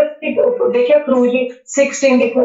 ਚੌਥੀ ਆਇਤ ਦੇ ਵਿੱਚ ਕਿਸ ਤਰ੍ਹਾਂ ਖੁਦਾ ਬਾਪ ਨੇ ਰੋਜ਼ ਦੀ ਰੋਜ਼ ਮੰਨਾ ਦਿੱਤਾ ਕਿ ਮਤਲਬ ਉਹ ਖਾ ਕੇ ਲੋਕੀ ਤਾਕਤਵਰ ਹੋਏ ਜਿਉਂਦੇ ਰਹੇ, ਹਨਾ। ਫਿਰ ਚੌਥੀ ਦੀ 19ਵੀਂ ਆਇਤ ਵਿੱਚ ਵੀ ਅਸੀਂ ਦੇਖਦੇ ਕਿ ਮਤਲਬ ਕਿ ਤਾਕਤ ਤੇ ਹੌਸਲਾ ਸਾਨੂੰ ਜਿਹੜਾ ਉਹ ਉਹਦੇ ਵਚਨ ਦੇ ਵਿੱਚੋਂ ਮਿਲਿਆ ਤਾਂ ਕਿ ਉਹ ਵੀ ਸਾਡੀ ਪ੍ਰੋਟੈਕਸ਼ਨ ਕਰ ਸਕਦਾ ਹੈ, ਉਹ ਵੀ ਸਾਡੀ ਜਿਹੜੀ ਸਹਾਇਤਾ ਕਰ ਸਕਦਾ, ਜਿਹੜੀ ਉਹਦੀ ਤਾਕਤ ਦੇ ਵਿੱਚੋਂ ਸਾਨੂੰ ਮਿਲਿਆ ਡਿਸਿਪਲਿਨ, ਹੌਸਲਾ, ਮਤਲਬ ਜਿਹੜੇ ਸਾਨੂੰ ਖੁਸ਼ੀ, ਤੰਦਰੁਸਤੀ, ਉਹ ਜਿਹੜੀ ਜੋਏ, ਉਹ ਜਨੂਨ ਜਿਹੜਾ ਖੁਦਾ ਦੇ ਨਾਲ, ਉਹ ਸਾਨੂੰ ਜਿਹੜਾ ਹਮੇਸ਼ਾ ਦੀ ਤੰਦਰੁਸਤੀ ਤੇ ਖੁਸ਼ੀ ਤੇ ਤਾਕਤ ਦਿੰਦਾ ਹੈ, ਹਨਾ। ਹੁਣ ਕਿਸੇ ਨੂੰ ਮਤਲਬ ਅਸੀਂ ਦੇਖੇ ਸਾਡੇ ਕਰਜ਼ੇ ਮਾਫ਼ ਕਰਨੇ ਕਿ ਅਸੀਂ ਆਪਣੇ ਦੂਜੇ ਜਿਹੜੇ ਨੂੰ ਮਾਫ਼ ਕਰੀਏ। ਸਾਨੂੰ ਸਮਝ ਨਹੀਂ ਸਕਦੀ ਕਿ ਅਸੀਂ ਜੇ ਮਾਫ਼ ਕੀਤੇ ਤਾਂ ਮਾਫ਼ ਕੀਤੇ ਜਾਣਗੇ। ਗੁਨਾਹਾਂ ਦੀ ਮਾਫ਼ੀ ਚਾਹੁੰਦੇ ਹਾਂ ਦੂਜੇ ਨੂੰ, ਅਸੀਂ ਜੇ ਦੂਜੇ ਦੇ ਗੁਨਾਹ ਮਾਫ਼ ਕਰਨ ਪਿਆਰ ਨੂੰ ਜਿਹੜੇ ਉਹਨਾਂ ਨੇ ਸਾਡੇ ਨਾਲ ਮਤਲਬ ਕੀਤੇ ਆ, ਸਾਨੂੰ ਅਗਰ ਚਾਹੁੰਦੇ ਕਿ ਸਾਡਾ ਜਿਹੜਾ ਵਰਕ ਆ ਇਹਦਾ ਅਸੀਂ ਜਿਵੇਂ ਸਾਰਾ ਖੁਸ਼ੀ ਤੇ ਖੁਦਾ ਦੀ ਹਜ਼ੂਰੀ ਵਿੱਚ ਸਾਨੂੰ ਉਹਨਾਂ ਦਾ ਵਰਕਾ ਵੀ ਫਾੜਨਾ ਪਏਗਾ ਨਾ, ਜਿਨ੍ਹਾਂ ਨੇ ਖੁਦਾ ਦੀ ਹਜ਼ੂਰੀ ਗੁਨਾਹ ਕੀਤੇ। ਕਿਉਂਕਿ ਇੱਕ ਇਹੋ ਜਿਹਾ ਚੈਪਟਰ ਖੁਦਾ ਹਰ ਕਿਸੇ ਦੀ ਜ਼ਿੰਦਗੀ ਚ ਹੈ ਜਿਹੜਾ ਸਿਰਫ ਖੁਦਾ ਨੂੰ ਪਤਾ, ਉਹਨੂੰ ਪਤਾ ਕਿ ਕੋਈ ਖੋਲ ਸਕਦਾ, ਉਹਨੂੰ ਪਤਾ ਤੁਹਾਡੀ ਗਲਤੀਆਂ ਦਾ, ਦੁਨੀਆ ਨੂੰ ਨਹੀਂ ਪਤਾ। ਤੁਸੀਂ ਦੁਨੀਆ ਨੂੰ ਸ਼ੇਅਰ ਕਰਨਾ ਅਫੋਰਡ ਵੀ ਨਹੀਂ ਕਰ ਸਕਦੇ ਕਿਉਂਕਿ ਖੁਦਾ ਹਰ ਇੱਕ ਇਨਸਾਨ ਦੇ ਅੰਦਰ ਗਲਤੀਆਂ ਦਾ ਇਹੋ ਜਿਹਾ ਮਤਲਬ ਹੈਗਾ ਜੋ ਨਹੀਂ ਉਹ ਚਾਦਰ ਖਿੱਚ ਕੇ ਸਾਰੇ ਅੱਖੇ ਨਾਲ ਖੁੱਲਰ ਜਾਣਗੇ ਨਾ। ਇਸ ਕਰਕੇ ਮਾਫ ਕਰਨਾ ਬਹੁਤ ਜ਼ਰੂਰੀ ਹੈ ਤੇ ਮਾਫ ਕਰਕੇ ਆਪਣੇ ਆਪ ਨੂੰ ਸਾਫ਼ ਕਰਨਾ ਬਹੁਤ ਜ਼ਰੂਰੀ ਹੈ। ਇਸ ਤੋਂ ਅੱਗੇ ਅਸੀਂ ਦੇਖਦੇ ਹਾਂ ਕਿ ਮਤਲਬ ਸਾਨੂੰ ਹਰ ਬੁਰਾਈ ਤੋਂ ਬਚਾ, ਹਰ ਬੁਰਾਈ ਤੋਂ ਫਿਰ ਬਚਾ ਕਰ ਸਕਦੇ ਹਾਂ, ਹਮੇਸ਼ਾ ਸੇ ਉਹਦੇ ਨਾਲ ਜੁੜੇ ਨਹੀਂ ਹੈ ਨਾ। ਅਸੀਂ ਪਹਿਲੇ ਪਤਰਸ 5 ਚੈਪਟਰ ਦੇ 8 ਵਿੱਚ ਦੇਖਣ ਲੱਗਿਆ ਹਰ ਬੁਰਾਈ ਤੋਂ ਬਚਾਉਣ ਨੂੰ। ਸ਼ੈਤਾਨ ਹਮੇਸ਼ਾ ਅਣਥੱਕ ਹੋ ਕੇ ਕੰਮ ਕਰਦਾ ਹੈ, ਲੋਕਾਂ ਨੂੰ ਡਿਸਟਰਬ ਤਬਾਹ ਕਰਨ ਦੀ ਕੋਸ਼ਿਸ਼ ਚ ਮਗਨ ਰਹਿੰਦਾ। ਅਸੀਂ ਆਪਣੀ ਹੁਸ਼ਿਆਰੀ, ਚਲਾਕੀ ਤੇ ਕੋਸ਼ਿਸ਼ ਨਾਲ ਸ਼ੈਤਾਨ ਨਾਲ ਨਹੀਂ ਨਿਬੜ ਸਕਦੇ। ਪਿਤਾ ਦੇ ਫਰਿਸ਼ਤਿਆਂ ਦੀ ਮਦਦ ਹਰ ਵਕਤ ਚਾਹੀਦੀ ਹੈ। ਸਾਨੂੰ ਹਰ ਵਕਤ ਪਿਤਾ ਨਾਲ ਜੁੜ ਕੇ ਕੰਮ ਕਰਨਾ ਚਾਹੀਦਾ, ਜਿਵੇਂ ਕਿ ਜ਼ਬੂਰ 91 ਵਿੱਚ ਵੀ ਕਿਹਾ ਗਿਆ। ਉਹਦੀ 14ਵੀਂ ਤੇ 15ਵੀਂ ਆਇਤ ਦੇਖ ਲਓ, ਮੁਆਫ ਤੋਂ ਮਾਫ ਕੀਤੀ ਜਾਊਗੀ। ਜਦੋਂ ਅਸੀਂ ਮਾਫ ਹੋ ਜਾਣਾ ਤਾਂ ਕਿ ਅਸੀਂ ਮੁਆਫ ਕਰਦੇ ਹੀ ਖੁਦਾ ਵੀ ਸਾਨੂੰ ਮੁਆਫ ਨਹੀਂ ਕਰ ਸਕਦਾ ਜੇ ਅਸੀਂ ਕਦੇ ਦੁਨਿਆਵੀ ਡਿਲੀਟ ਕੀਤੀ ਹੋਈ ਚੀਜ਼ਾਂ ਨੂੰ ਅਸੀਂ ਦੁਬਾਰਾ ਜਾ ਕੇ ਉਹਨੂੰ ਲੋਡ ਕਰਕੇ ਅਪਲੋਡ ਕਰਕੇ ਥੋੜੀ ਦੇਰ ਲਈ ਵੀ ਦੇਖਾਂਗੇ ਤਾਂ ਦੁਬਾਰਾ ਆਪਣੇ ਆਪ ਹੋਣੀ ਸ਼ੁਰੂ ਹੋ ਜਾਏਗੀ। ਐਗਜ਼ੈਕਟਲੀ ਸੇਮ ਸਾਡੀ ਜ਼ਿੰਦਗੀ 'ਚ ਸ਼ੈਤਾਨ ਤੇ ਚਾਹੁੰਦਾ ਹੈ ਕਿ ਤੁਹਾਨੂੰ ਬਿਨਾਂ ਵਜ੍ਹਾ ਉਹੀ ਚੀਜ਼ਾਂ ਤੋਂ ਮਾਈਟ ਆਊਟ ਕਰੀ ਜਾਵੇ ਉਹ ਤੁਹਾਨੂੰ ਪ੍ਰੇ ਦੇ ਨਾਲ ਉਹਨਾਂ ਨੂੰ ਜ਼ਿੰਦਗੀ ਚ ਕਰਨਾ ਪੈਂਦਾ ਹੈ ਨਾ। ਖੁਦਾ ਨਾਲ ਜੁੜਨ ਲਈ ਇਹ ਬਹੁਤ ਇੰਪੋਰਟੈਂਟ ਹੈ ਕਿ ਅਸੀਂ ਸੱਚੇ ਸੱਚਾਈ ਦੇ ਨਾਲ ਚੱਲੀਏ ਖੁਦਾ ਦੇ ਨਾਲ। ਸ਼ੈਤਾਨ ਪ੍ਰਤੀ ਸਾਡੀ ਜਿਹੜੀ ਨਫ਼ਰਤ ਆ ਉਹ ਹਨਾ ਮਤਲਬ ਸਾਨੂੰ ਤਾਕਤਵਰ ਬਣਾਉਂਦੀ ਆ ਹਨਾ, ਪਰ ਬਲਕਿ ਖੁਦਾ ਪ੍ਰਤੀ ਜਦੋਂ ਸਾਡਾ ਪਿਆਰ ਆ ਉਹ ਸ਼ੈਤਾਨ ਨੂੰ ਕਮਜ਼ੋਰ ਕਰਦਾ ਆ। ਪਰ ਜਦੋਂ ਅਸੀਂ ਉਸ ਪਿਆਰ ਨੂੰ ਐਕਸਰਸਾਈਜ਼ ਨਹੀਂ ਕਰਦੇ ਉਹਨਾਂ ਚ ਅਸੀਂ ਆਪਣੇ ਆਪ ਨੂੰ ਬਚਾ ਨਹੀਂ ਸਕਦੇ। ਪਰ ਅਸੀਂ ਮਰਕਸ 11ਵੇਂ ਦੀ 26ਵੀਂ ਆਇਤ ਵਿੱਚ ਦੇਖਦੇ ਹਾਂ ਕਿ ਸਾਡਾ ਰਿਸ਼ਤਾ ਜਿਹੜਾ ਰਾਜੇ ਦੇ ਰਾਜ ਨਾਲ ਸਾਫ਼ ਸੁਥਰਾ ਹੋਣਾ ਕਿੰਨਾ ਜ਼ਰੂਰੀ ਹੈ ਕਿ ਉਹ ਸਾਡੇ ਕਿਰਮਚੀ ਗੁਨਾਹ ਮਾਫ਼ ਕਰ ਸਕਦਾ ਤੇ ਸਾਨੂੰ ਵੀ ਦੁਨੀਆ ਦੇ ਦੂਸਰੇ ਨੇ ਕਿਰਮਚੀ ਗੁਨਾਹ ਮਾਫ਼ ਕਰਨ ਦੀ ਲੋੜ ਹੈ। ਕਿਰਮਚੀ ਗੁਨਾਹ ਪਾ ਕੇ ਤੁਸੀਂ ਕਿਸੇ ਨੂੰ ਏਦਾਂ ਗਲਤ ਸਿਚੁਏਸ਼ਨ ਦੇ ਵਿੱਚ ਦੇਖ ਲਿਆ ਨਾ ਤੇ ਤੁਸੀਂ ਉਸ ਗੁਨਾਹ ਨੂੰ ਮਾਫ਼ ਕਰੋ ਤਾਂ ਕਿ ਆਪਣੇ ਆਪ ਨੂੰ ਖੜੇ ਕਰਕੇ ਲੈ ਜਾਓ, ਖੁਦਾ ਦੇ ਜੁੜ ਜਾਓ, ਖੁਦਾ ਦੇ ਨਾਲ ਆਪਣੇ ਆਪ ਨੂੰ ਰੰਗ ਲਓ, ਭਰ ਲਓ ਖੁਦਾ ਦੇ ਨਾਲ। ਅਗਰ ਤੁਸੀਂ ਨਹੀਂ ਦੇਖ ਸਕਦੇ ਉਦਾਂ ਦੇ ਗੁਨਾਹਾਂ ਨੂੰ ਤੇ ਆਪਣੇ ਆਪ ਨੂੰ ਉਸ ਸਿਚੁਏਸ਼ਨ ਨੂੰ ਪਰੇ ਕਰ ਲਓ, ਕੰਪਲੀਟਲੀ ਪਰੇ ਕਰ ਲਓ। ਅਗਰ ਤੁਸੀਂ ਮਤਲਬ ਨਹੀਂ ਦੇਖ ਸਕਦੇ ਤਾਂ ਤੁਸੀਂ ਮਾਫ਼ ਕਰ ਦਿਓ ਤੇ ਆਪਣੇ ਆਪ ਨੂੰ ਕੰਪਲੀਟਲੀ ਪਰੇ ਕਰ ਲਓ ਤਾਂ ਕਿ ਤੁਸੀਂ ਦੁਬਾਰਾ ਉਸ ਤਰ੍ਹਾਂ ਦੀ ਸਿਚੁਏਸ਼ਨ ਚ ਨਾ ਆਪਣੇ ਆਪ ਨੂੰ ਪਾਓ ਤੇ ਨਾ ਹੀ ਤੁਸੀਂ ਬਾਰ-ਬਾਰ ਲੋਕਾਂ ਨੂੰ ਕਹਿੰਦੇ ਨਜ਼ਰ ਆਓ ਕਿ ਆਹ ਕਿਉਂ ਕਰ ਰਿਹਾ, ਆਹ ਕਿਉਂ ਨਹੀਂ ਕਰ ਰਿਹਾ, ਆਹ ਰੋੜਾ ਕਿਉਂ ਕਰ ਰਿਹਾ, ਆਹ ਕਿਉਂ ਖਰਾਬੀਆਂ ਕਰ ਰਿਹਾ, ਆਹ ਤੇਰਾ ਮੂੰਹ ਕਿਉਂ ਗੱਲਾਂ ਕਰਦਾ ਹੈ। ਤੁਸੀਂ ਫਿਰ ਇਹਨਾਂ ਚੀਜ਼ਾਂ ਤੋਂ ਆਪਣੇ ਆਪ ਨੂੰ ਤੁਸੀਂ ਆਪਣੇ ਆਪ ਨੂੰ ਇਸ ਤਰ੍ਹਾਂ ਦੇ ਬਣਾ ਲਓ ਕਿ ਜਿਸ ਤਰ੍ਹਾਂ ਨਹੀਂ ਜਿਹੜਾ ਕਿ ਉਹਦੇ ਤੇ ਕਿਸੇ ਚੀਜ਼ ਦਾ ਅਸਰ ਨਹੀਂ ਹੁੰਦਾ ਨਾ। ਤੇ ਇਸ ਲਈ ਜਿਹੜਾ ਤੁਸੀਂ ਆਪਣੇ ਆਪ ਨੂੰ ਬਣਾ ਲਓ ਕਿ ਤੁਹਾਡੇ ਸਿਰਫ ਖੁਦਾ ਦੀ ਗੱਲ ਦਾ ਅਸਰ ਹੋਏਗਾ, ਕਿਸੇ ਹੋਰ ਦੀ ਗੱਲ ਦਾ ਨਹੀਂ। ਤੇ ਜੇ ਤੁਸੀਂ ਇਦਾਂ ਦੇ ਨਹੀਂ ਪੜਾ ਸਕਦੇ ਫਿਰ ਕੰਪਲੀਟਲੀ ਆਪਣੇ ਆਪ ਨੂੰ ਪਰੇ ਕਰ ਲਓ, ਪਰ ਮਾਫ ਜ਼ਰੂਰ ਕਰੋ, ਕਿਉਂਕਿ ਖੁਦਾ ਰੂਹ ਹੈ ਤੇ ਰੂਹ ਵਿੱਚ ਰਹਿ ਕੇ ਸਾਡਾ ਖਾਣੇ ਪੀਣੇ ਤੋਂ, ਗੱਲਾਂ ਤੋਂ, ਫਿਲਮਾਂ ਤੋਂ ਜੁੜਾ ਕਿ ਸਪਿਰਿਟ ਤੋਂ ਪ੍ਰਾਰਥਨਾ ਕਰਨ ਨਾਲ ਹੀ ਖੁਦਾ ਨਾਲ ਤੁਹਾਡਾ ਰਿਸ਼ਤਾ ਬਣੇਗਾ, ਕਿਉਂਕਿ ਬੁੱਲਾਂ ਦੀਆਂ ਪ੍ਰਾਰਥਨਾ ਨਾਲ ਨਹੀਂ ਇਕੱਲਾ ਤੁਹਾਡਾ ਬਿਹਤਰ ਹੈ ਕਿ ਸਪਿਰਿਟ ਨਾਲ ਪ੍ਰਾਰਥਨਾ ਕਰਨਾ। ਤੇ ਤੁਸੀਂ ਰੋਜ਼ੇ ਵਿੱਚ ਰਹਿ ਕੇ ਤੁਸੀਂ ਲੋਕਾਂ ਕੋਲ ਤਰਸ ਤੇ ਵਡਿਆਈ ਭਾਲਦੇ ਹੋ ਤੇ ਤੁਸੀਂ ਜਿਹੜੀ ਚੀਜ਼ ਲਈ ਰੋਜ਼ਾ ਰੱਖਿਆ ਉਹਦਾ ਫਿਰ ਸਾਰਾ ਹੱਲ ਗਵਾ ਲਿਆ ਸੀ, ਇਹ ਪੜਿਆ ਵਾ ਨਾ। ਸੋ ਇਸ ਕਰਕੇ ਕਿ ਪੁਰਾਣੇ ਜ਼ਮਾਨੇ ਦੇ ਵਿੱਚ ਵੀ ਤੇ ਹੁਣ ਵੀ ਦੂਜੀਆਂ ਕੌਮਾਂ ਤੇ ਫਕੀਰ ਵੀ ਸੀ ਵੀ ਕਰਦੇ ਸੀ। ਇਸ ਕਰਕੇ ਸਾਨੂੰ ਐਕਚੁਅਲੀ ਜਦੋਂ ਅਸੀਂ ਆਪਣੇ ਆਪ ਨੂੰ ਦੂਸਰੇ ਜੀਵਨ ਦੇ ਫਿਕਰਾਂ ਤੋਂ ਪਰੇ ਕਰ ਲਿਆ ਤੇ ਉਹ ਸਾਡਾ ਬਹੁਤ ਵੱਡਾ ਉਹ ਰੋਜ਼ਾ ਹੈ। ਲੋਕਾਂ ਤੋਂ ਪਰੇ ਕਰ ਲਿਆ ਉਹ ਰੋਜ਼ਾ ਹੈ। ਲੋਕਾਂ ਦੀ ਗਾਲਾਂ ਸਹਿ ਲਈਆਂ, ਜੇ ਜਿੱਦਾਂ ਉਹਨੇ ਕਿਹਾ ਇੱਕ ਥੱਪੜ ਇੱਧਰ ਮਾਰ ਦੋ, ਦੂਸਰੀ ਗੱਲ ਵੀ ਦੇਖੇ, ਉਹ ਵੀ ਇੱਕ ਵੱਡਾ ਰੋਜ਼ਾ ਹੈ। ਜੇ ਤੁਸੀਂ ਆਪਣੇ ਮਨ ਨੂੰ ਜਿਹੜਾ ਨਾ ਉਹਨੂੰ ਬਹੁਤ ਸਖਤ ਕਰ ਲਿਆ ਤੇ ਉਹ ਇੱਕ ਵੱਡਾ ਰੋਜ਼ਾ ਹੈ। ਤੁਹਾਡੀ ਅੱਖਾਂ ਦਾ ਰੋਜ਼ਾ, ਤੁਹਾਡੀ ਅੱਖਾਂ ਡੋਲਦੀਆਂ ਆ ਫਿਰ ਹਨਾ, ਤੁਸੀਂ ਤਕਲੀਫ ਚਾਹੁੰਦੇ ਹੋ, ਉਹ ਵੀ ਤੁਹਾਡਾ ਬਹੁਤ ਵੱਡਾ ਰੋਜ਼ਾ ਹੈ। ਉਹ ਜਿਹੜੀ ਤੁਹਾਡੀ ਉਦਾਸੀ ਹੈ ਨਾ, ਉਹ ਤੁਹਾਡੀ ਵਿਲਡਰਨੈਸ ਉਜਾੜ ਆ ਤੁਹਾਡੇ ਲਈ, ਜਿਹੜੀ ਖੁਦਾ ਯਿਸੂ ਮਸੀਹ ਨੇ ਵੀ ਸਹੀ ਹੈ ਨਾ, ਉਹ ਤੁਹਾਨੂੰ ਤੁਹਾਡੀ ਇੱਕ ਅੱਛੀ ਸਦਾਦੀ ਖੁਸ਼ੀ ਵਾਲੀ ਤੇ ਜਿਹੜੀ ਜਿੱਤ ਵਾਲੇ ਪਾਸੇ ਲੈ ਕੇ ਜਾਂਦੀ ਹੈ। ਅਸੀਂ ਇੱਥੇ ਅਫਸੀਆਂ ਪਹਿਲੇ ਸਾਡੇ ਦੇਖਦੇ ਖੁਦਾ ਯਿਸੂ ਮਸੀਹ ਸਾਨੂੰ ਦੱਸਦੇ ਕਿ ਆਪਣੇ ਲਈ ਪੈਸਾ ਤੇ ਜਮਾ ਕਰ, ਕਿ ਤੂੰ ਕੀ ਕਰੂਗਾ ਫਿਊਚਰ ਆਪਣਾ ਸਿਕਿਉਰ ਫਿਰ ਵੀ ਨਹੀਂ ਕਰ ਸਕਦਾ, ਕਿਉਂਕਿ ਚੋਰ ਕੀੜਾ ਬਿਮਾਰੀ ਪੈਸੇ ਨੂੰ ਖਤਮ ਕਰ ਸਕਦੀ, ਤੁਹਾਡੀ ਖੁਦਾ ਪ੍ਰਸਤੀ ਨੂੰ ਨਹੀਂ ਖਤਮ ਕਰ ਸਕਦੀ। ਮਤਲਬ ਚੋਰ ਤੁਹਾਡੀ ਖੁਦਾ ਪ੍ਰਸਤੀ ਨੂੰ ਕਿੱਦਾਂ ਖਤਮ ਕਰੂਗਾ? ਇਸੇ ਤਰ੍ਹਾਂ ਮਤਲਬ ਕਿਉਂਕਿ ਤੁਹਾਡੇ ਅੰਦਰ ਆ ਹਨਾ। ਇੱਕ ਵਾਰੀ ਅਸੀਂ ਪੜ੍ਹ ਰਹੇ ਸੀਗੇ ਕਿ ਸਾਧੂ ਸੁੰਦਰ ਸਿੰਘ ਨੂੰ ਸਾਰਾ ਕੁਛ ਹੀ ਮਤਲਬ ਉਹਨਾਂ ਨੇ ਉਹ ਕਹਿੰਦੇ ਕਿ ਇਹ ਫਿਰ ਵੀ ਮਤਲਬ ਉਸੇ ਤਰੀਕੇ ਦੇ ਨਾਲ ਜਨੂਨ ਦੇ ਨਾਲ ਦੁਆ ਕਰੀ ਜਾ ਰਿਹਾ, ਅਸੀਂ ਇਹਦੀ ਕਲਾਮ ਦੀ ਸੁੱਟ ਸਾਰਾ ਕੁਛ ਪਾੜ ਕੇ ਸੁੱਟਾ, ਕਿਉਂਕਿ ਮੇਰੇ ਅੰਦਰ ਹੈਗਾ ਉਹਨੂੰ ਕੀ ਕਰੂਗੇ ਹਨਾ। ਇਸ ਕਰਕੇ ਖੁਦਾ ਪ੍ਰਸਤੀ ਨੂੰ ਨਾ ਚੋਰ ਨਹੀਂ ਚੋਰੀ ਕਰ ਸਕਦਾ ਨਾ। ਅਸੀਂ ਮਤਲਬ ਮਸਜਿਦ ਉੱਤੇ ਜਦੋਂ ਅਸੀਂ ਆਪਣੀ ਭੇਟ ਲੈ ਕੇ ਜਾਂਦੇ ਹਾਂ ਤੇ ਸਾਡੀ ਜਿਹੜੀ ਖੁਦਾ ਪ੍ਰਸਤੀ ਹੈ ਸਾਡੀ ਜਿਹੜੀ ਉਹ ਵੀ ਨਾਲ ਜਾਂਦੀ ਹੈ ਨਾ। ਜਦੋਂ ਅਸੀਂ ਇੱਜ਼ਤ ਕਰਦੇ ਹਾਂ ਮਸਜਿਦ ਦੀ, ਉਹ ਵੀ ਸਾਡੇ ਨਾਲ ਜਾਂਦੀ, ਨਹੀਂ ਇੱਜ਼ਤ ਕਰਦੇ ਤਾਂ ਤੁਹਾਡੀ ਬਦਨਾਮੀ ਵੀ ਨਾਲ ਜਾਂਦੀ ਹੈ ਨਾ। ਖੁਦਾ ਫਿਰ ਕਾਇਨ ਵਾਂਗੂ ਤੁਹਾਨੂੰ ਕਹਿੰਦਾ ਹੈ ਫਿਰ ਵੀ ਮਤਲਬ ਤੁਸੀਂ ਮੰਨਣਾ ਨਾ ਮੰਨਣਾ ਤੁਹਾਡੇ ਆਪਣੇ ਵਾਸਤੇ, ਉਸ ਤੁਹਾਡਾ ਜਿਹੜਾ ਰਿਸ਼ਤਾ ਹੈ ਉਹਦੇ ਨਾਲ ਤੁਹਾਨੂੰ ਹਰ ਮੁਸ਼ਕਿਲ ਤੋਂ ਬਚਾ ਸਕਦਾ ਹੈ ਤੇ ਹਰ ਮੁਸ਼ਕਿਲ ਦੇ ਵਿੱਚ ਪਾ ਵੀ ਸਕਦਾ। ਜੇ ਉਹਦੇ ਨਾਲ ਰਿਸ਼ਤਾ ਨਹੀਂ ਹੈਗਾ ਤਾਂ ਕਿਉਂਕਿ ਤੁਸੀਂ ਉੱਥੇ ਵਿਚਾਰ ਤੁਹਾਨੂੰ ਪ੍ਰੋਟੈਕਸ਼ਨ ਨਹੀਂ ਮਿਲਣੇ, ਤੁਹਾਨੂੰ ਦੂਤ ਨਹੀਂ ਮਿਲਣੇ ਜਿਹੜੇ ਪ੍ਰੋਟੈਕਸ਼ਨ ਵਾਸਤੇ ਖੁਦਾ ਨੇ ਤੁਹਾਨੂੰ ਦਿੱਤੇ। ਜਦੋਂ ਤੁਸੀਂ ਮੰਗਦੇ ਹੋ, ਤੁਸੀਂ ਜ਼ਬੂਰ ਪੜ੍ਹੋ ਵਿੱਚ ਖਾਸ ਕਿਹਾ ਗਿਆ ਕਿ ਤੁਸੀਂ ਮੰਗ ਤੇ ਤੈਨੂੰ ਦੂਤ ਦਿੱਤੇ ਜਾਣਗੇ। ਆਪਾਂ ਕਹਿੰਦੇ ਕਿ ਉਹਨੇ ਕਿਹਾ ਕਿ ਤੇਰੇ ਪੈਰਾਂ ਨੂੰ ਉਹ ਠੋਕਰ ਨਹੀਂ ਲੱਗਣ ਦਊਗਾ, ਉਹਦੇ ਜੋ ਮੰਗੋਗੇ ਤਾਂ ਮਿਲੋਗੇ, ਨਹੀਂ ਮੰਗੋਗੇ ਕੁਛ ਕੰਮ ਕਰਨ ਲਈ ਤੁਹਾਡੇ ਦਿਲ ਦੀ ਜ਼ਿੱਦ ਤਾਂ ਨਹੀਂ ਮਿਲੂਗੀ ਨਾ। ਮਤਲਬ ਤੁਹਾਡੇ ਦਿਲ ਦੇ ਤੁਹਾਨੂੰ ਫਿਰ ਚਾਨਣ ਤੁਸੀਂ ਜਾਣ ਲਵੋਗੇ ਕਿ ਤੁਹਾਡੇ ਬੁਲਾਏ ਜਾਣ ਤੋਂ ਕੀ ਆਸ ਹੁੰਦੀ ਹੈ। ਇਹ ਅਸੀਂ ਮਤਲਬ ਦੇਖਿਆ ਅਕਸਰ ਪਹਿਲੇ ਦੀ 18ਵੀਂ ਅਧਿਆਇ ਵਿੱਚ ਜਿੱਥੇ ਤਰ੍ਹਾਂ ਧਨ ਉਸੇ ਤਰ੍ਹਾਂ ਮਨ, ਖਜ਼ਾਨਾ ਤਾਂ ਉਹੀ ਹੈ ਮਤਲਬ ਜਿਹੜਾ ਤੁਹਾਡੇ ਦਿਲ ਵਿੱਚ ਜਗ੍ਹਾ ਲੈ ਕੇ ਬੈਠਾ ਹੈ। ਜਿਹੜੀ ਚੀਜ਼ ਨੇ ਤੁਹਾਡੇ ਦਿਲ ਨੂੰ ਕਾਬੂ ਕੀਤਾ ਤੁਹਾਡਾ ਉਹੀ ਖਜ਼ਾਨਾ ਹੈ। ਤੁਹਾਡੇ ਦਿਲ ਨੂੰ ਅਗਰ ਤੁਹਾਡੇ ਪਿਓ ਨੇ ਕਾਬੂ ਕੀਤਾ ਤੁਹਾਡਾ ਖਜ਼ਾਨਾ ਉਹ, ਮਾਂ ਨੇ ਕਾਬੂ ਕੀਤਾ ਤੁਹਾਡਾ ਖਜ਼ਾਨਾ ਤੁਹਾਡੀ ਮਾਂ ਹੈ, ਬੱਚੇ ਨੇ ਕਾਬੂ ਕੀਤਾ ਤੁਹਾਡਾ ਖਜ਼ਾਨਾ ਤੁਹਾਡੇ ਬੱਚੇ ਹੈ, ਪਤੀ ਨੇ ਖਜ਼ਾਨਾ ਕੀਤਾ ਤਾਂ ਪਤੀ ਹੈ, ਪਤਨੀ ਨੇ ਤਾਂ ਤੁਹਾਡੇ ਖਜ਼ਾਨਾ ਪਤੀ, ਨੌਕਰੀ। ਇਸੇ ਤਰ੍ਹਾਂ ਤੁਹਾਡਾ ਜਿਹੜੀ ਸੋਸ਼ਲ ਸਟੇਟਸ ਜਾਂ ਤੁਹਾਡਾ ਆਪਣਾ ਕੁਛ ਵੀ ਤੁਹਾਡਾ ਖਜ਼ਾਨਾ ਉਹੀ ਆ ਜਿਹਨੂੰ ਤੁਹਾਡੇ ਦਿਲ ਦੇ ਉੱਤੇ ਪੈਰਾ ਕੀਤਾ ਹੋਇਆ, ਜਿਸ ਤੋਂ ਬਿਨਾਂ ਤੁਸੀਂ ਡਿਪਰੈਸ਼ਨ ਚ ਚਲੇ ਜਾਂਦੇ, ਜਿਸ ਤੋਂ ਬਿਨਾਂ ਤੁਸੀਂ ਕਮਜ਼ੋਰ ਹੋ ਜਾਂਦੇ, ਉਹ ਤੋਂ ਵਧੀਆ ਨੇ ਮਤਲਬ ਤੇ ਦੋ ਮਾਰਕਾਂ ਦੀ ਸੇਵਾ ਨਹੀਂ ਕਰ ਸਕਦੇ। ਜਿਸ ਤਰ੍ਹਾਂ ਕਿ ਅਸੀਂ ਇਹਨੂੰ ਦੇਖ ਸਕਦੇ ਕਹਾਵਤਾਂ ਮਿਸਾਲ ਦੀ ਸੋਹਣੀ ਦੇ ਵਿੱਚ ਖੁਦਾ ਦੀ ਇੱਛਾ ਕਿ ਅਸੀਂ ਖੁਦਾ ਖੁਸ਼ਹਾਲ ਜ਼ਿੰਦਗੀ ਜੀ ਹੋਈ ਹੈ ਨਾ। ਅਸੀਂ ਸਿਰ ਬਣਾਏ ਗਏ, ਅਸੀਂ ਪੁੱਛ ਨਹੀਂ ਤੇ ਕਿ ਤੁਹਾਡੀ ਹੀ ਮਤਲਬ ਜਿਹੜੀ ਖੁਦ ਤੁਹਾਡੀ ਆਪਣੀ ਸੋਚ ਤੁਹਾਨੂੰ ਪੁੱਛ ਬਣਾ ਦਿੰਦੀ ਹੈ। ਇੱਕ ਮਿੰਟ ਲਈ ਤੁਹਾਨੂੰ ਸਿਰ ਬਣਾਇਆ ਗਿਆ ਤੇ ਤੁਸੀਂ ਸਿਰ ਨੂੰ ਹਟ ਕੇ ਤੇ ਤੁਸੀਂ ਮਤਲਬ ਅਗਰ ਮਤਲਬ ਚੰਗੀ ਚੀਜ਼ ਵਾਲੀ ਗੱਲ ਕਰ ਲੈ ਤੇ ਤੁਹਾਨੂੰ ਤਾਂ ਰਾਜ ਬਿਠਾਇਆ ਉਹਨੇ ਤੇ ਤੁਸੀਂ ਫਿਰ ਕੀ ਤੁਸੀਂ ਕੁਝ ਪੁੱਛ ਬਣ ਗਿਆ ਨਾ। ਸੋ ਇਸ ਕਰਕੇ ਤੁਸੀਂ ਦੋ ਚੀਜ਼ਾਂ ਨਹੀਂ ਰੱਖ ਸਕਦੇ, ਤੁਸੀਂ ਬੁਰਾਈ ਤੇ ਅੱਛਾਈ ਦੋਨਾਂ ਨੂੰ ਇੱਕੋ ਬੰਦ ਨਹੀਂ ਕਰ ਸਕਦੇ ਨਾ। ਤੁਹਾਨੂੰ ਇੱਕ ਚੀਜ਼ ਜਦੋਂ ਤੁਸੀਂ ਬੁਰਾਈ ਵੱਲ ਲਾਉਂਦੇ ਅੱਛਾਈ ਆਪਣੇ ਆਪ ਆਏ ਹੋ ਜਾਂਦੀ ਤੁਹਾਡੇ ਕੋਲ, ਤੁਹਾਡੀ ਨਹੀਂ ਰਹਿ ਸਕਦੀ ਨਾ। ਅਸੀਂ ਤਾਂ ਦੇਖਦੇ ਕਿ ਮਤਲਬ ਮਟੀਰੀਅਲਿਸਟਿਕ ਜਿਹੜੀ ਬਲੈਸਿੰਗ ਆ ਮਤਲਬ ਇਹ ਨਹੀਂ ਕਿ ਉਹ ਮਾੜੀ ਆ, ਤੁਹਾਨੂੰ ਅਬੰਡੈਂਟ ਲਾਈਫ ਖੁਦਾ ਨੇ ਕਿਹਾ ਹੈਗਾ ਨਾ ਕਿ ਤੁਹਾਨੂੰ ਮੈਂ ਅਬੰਡੈਂਟ ਲਾਈਫ ਦਿੱਤੀ ਹੈ ਹਨਾ। ਅਸੀਂ ਕਈ ਵਾਰੀ ਕੀ ਹੁੰਦਾ ਕਿ ਅਸੀਂ ਮਟੀਰੀਅਲਿਸਟਿਕ ਬਲੈਸਿੰਗ ਦੇ ਨਾਲ ਇੰਨਾ ਆਪਣੇ ਆਪ ਨੂੰ ਭਰ ਲੈਂਦੇ ਕਿ ਸ਼ੈਤਾਨੀਅਤ ਭਰਪੂਰ ਕੰਮਾਂ ਤੇ ਖਰਚ ਕਰਨ ਦੀਆਂ ਲਾਲਸਾਵਾਂ ਸਾਡੇ ਜਿਹੜੀਆਂ ਸਾਡੀਆਂ ਉਹ ਮਟੀਰੀਅਲ ਬਲੈਸਿੰਗ ਨੂੰ ਖਰਚ ਕਰਦੇ। ਖੁਦਾ ਤੁਹਾਨੂੰ ਪਰ ਤੁਸੀਂ ਆਪਣੇ ਛੋਟੇ ਜਿਹੇ ਬੱਚੇ ਨੂੰ 1000 ਰੁਪਇਆ ਦੇਣ ਲੱਗੇ ਥੋੜਾ ਜਿਹਾ ਘਬਰਾਓਗੇ ਕਿ ਪਤਾ ਨਹੀਂ ਇਹਦਾ ਕੀ ਹੋਣੀ, ਮਤਲਬ ਕਹਿੰਦੇ ਨੇ ਕਿ ਕਿਸੇ ਦਾ ਸਾਰੇ ਹਫਤੇ ਦਾ ਜਿਹੜਾ ਮਤਲਬ ਖਾਣਾ ਤੇ ਕਿਸੇ ਦਾ ਇੱਕ ਫੱਕਾ ਹੈ ਨਾ। ਇਸ ਕਰਕੇ ਉਹ ਤੁਹਾਨੂੰ ਤੁਹਾਡੀਆਂ ਜਿਹੜੀ ਮਟੀਰੀਅਲਿਸਟਿਕ ਬਲੈਸਿੰਗ ਤੁਹਾਨੂੰ ਇੰਨੀ ਨਹੀਂ ਦੇ ਸਕਦਾ, ਕਿਉਂਕਿ ਤੁਹਾਡੀ ਸੋਚ ਸਵਾਏ ਥੋੜੇ ਜਿਹੇ ਕੱਪੜਿਆਂ ਤੋਂ, ਗੱਡੀਆਂ ਤੋਂ, ਤਾਂ ਫਿਰ ਮਤਲਬ ਖਾਣ ਦੀਆਂ ਚੀਜ਼ਾਂ ਤੋਂ ਉੱਪਰ ਉੱਠ ਹੀ ਨਹੀਂ ਸਕਦੀ। ਤੁਸੀਂ ਪੈਸੇ ਉਹਦੇ ਤੁਸੀਂ ਆਪ ਸੋਚਦੇ ਹੋ, ਇਸ ਕਰਕੇ ਤੁਹਾਨੂੰ ਜ਼ਿਆਦਾ ਪੈਸੇ ਤੇ ਤੁਸੀਂ ਕੁਛ ਨਹੀਂ ਹੋਰ ਨਹੀਂ ਸੋਚਣਾ।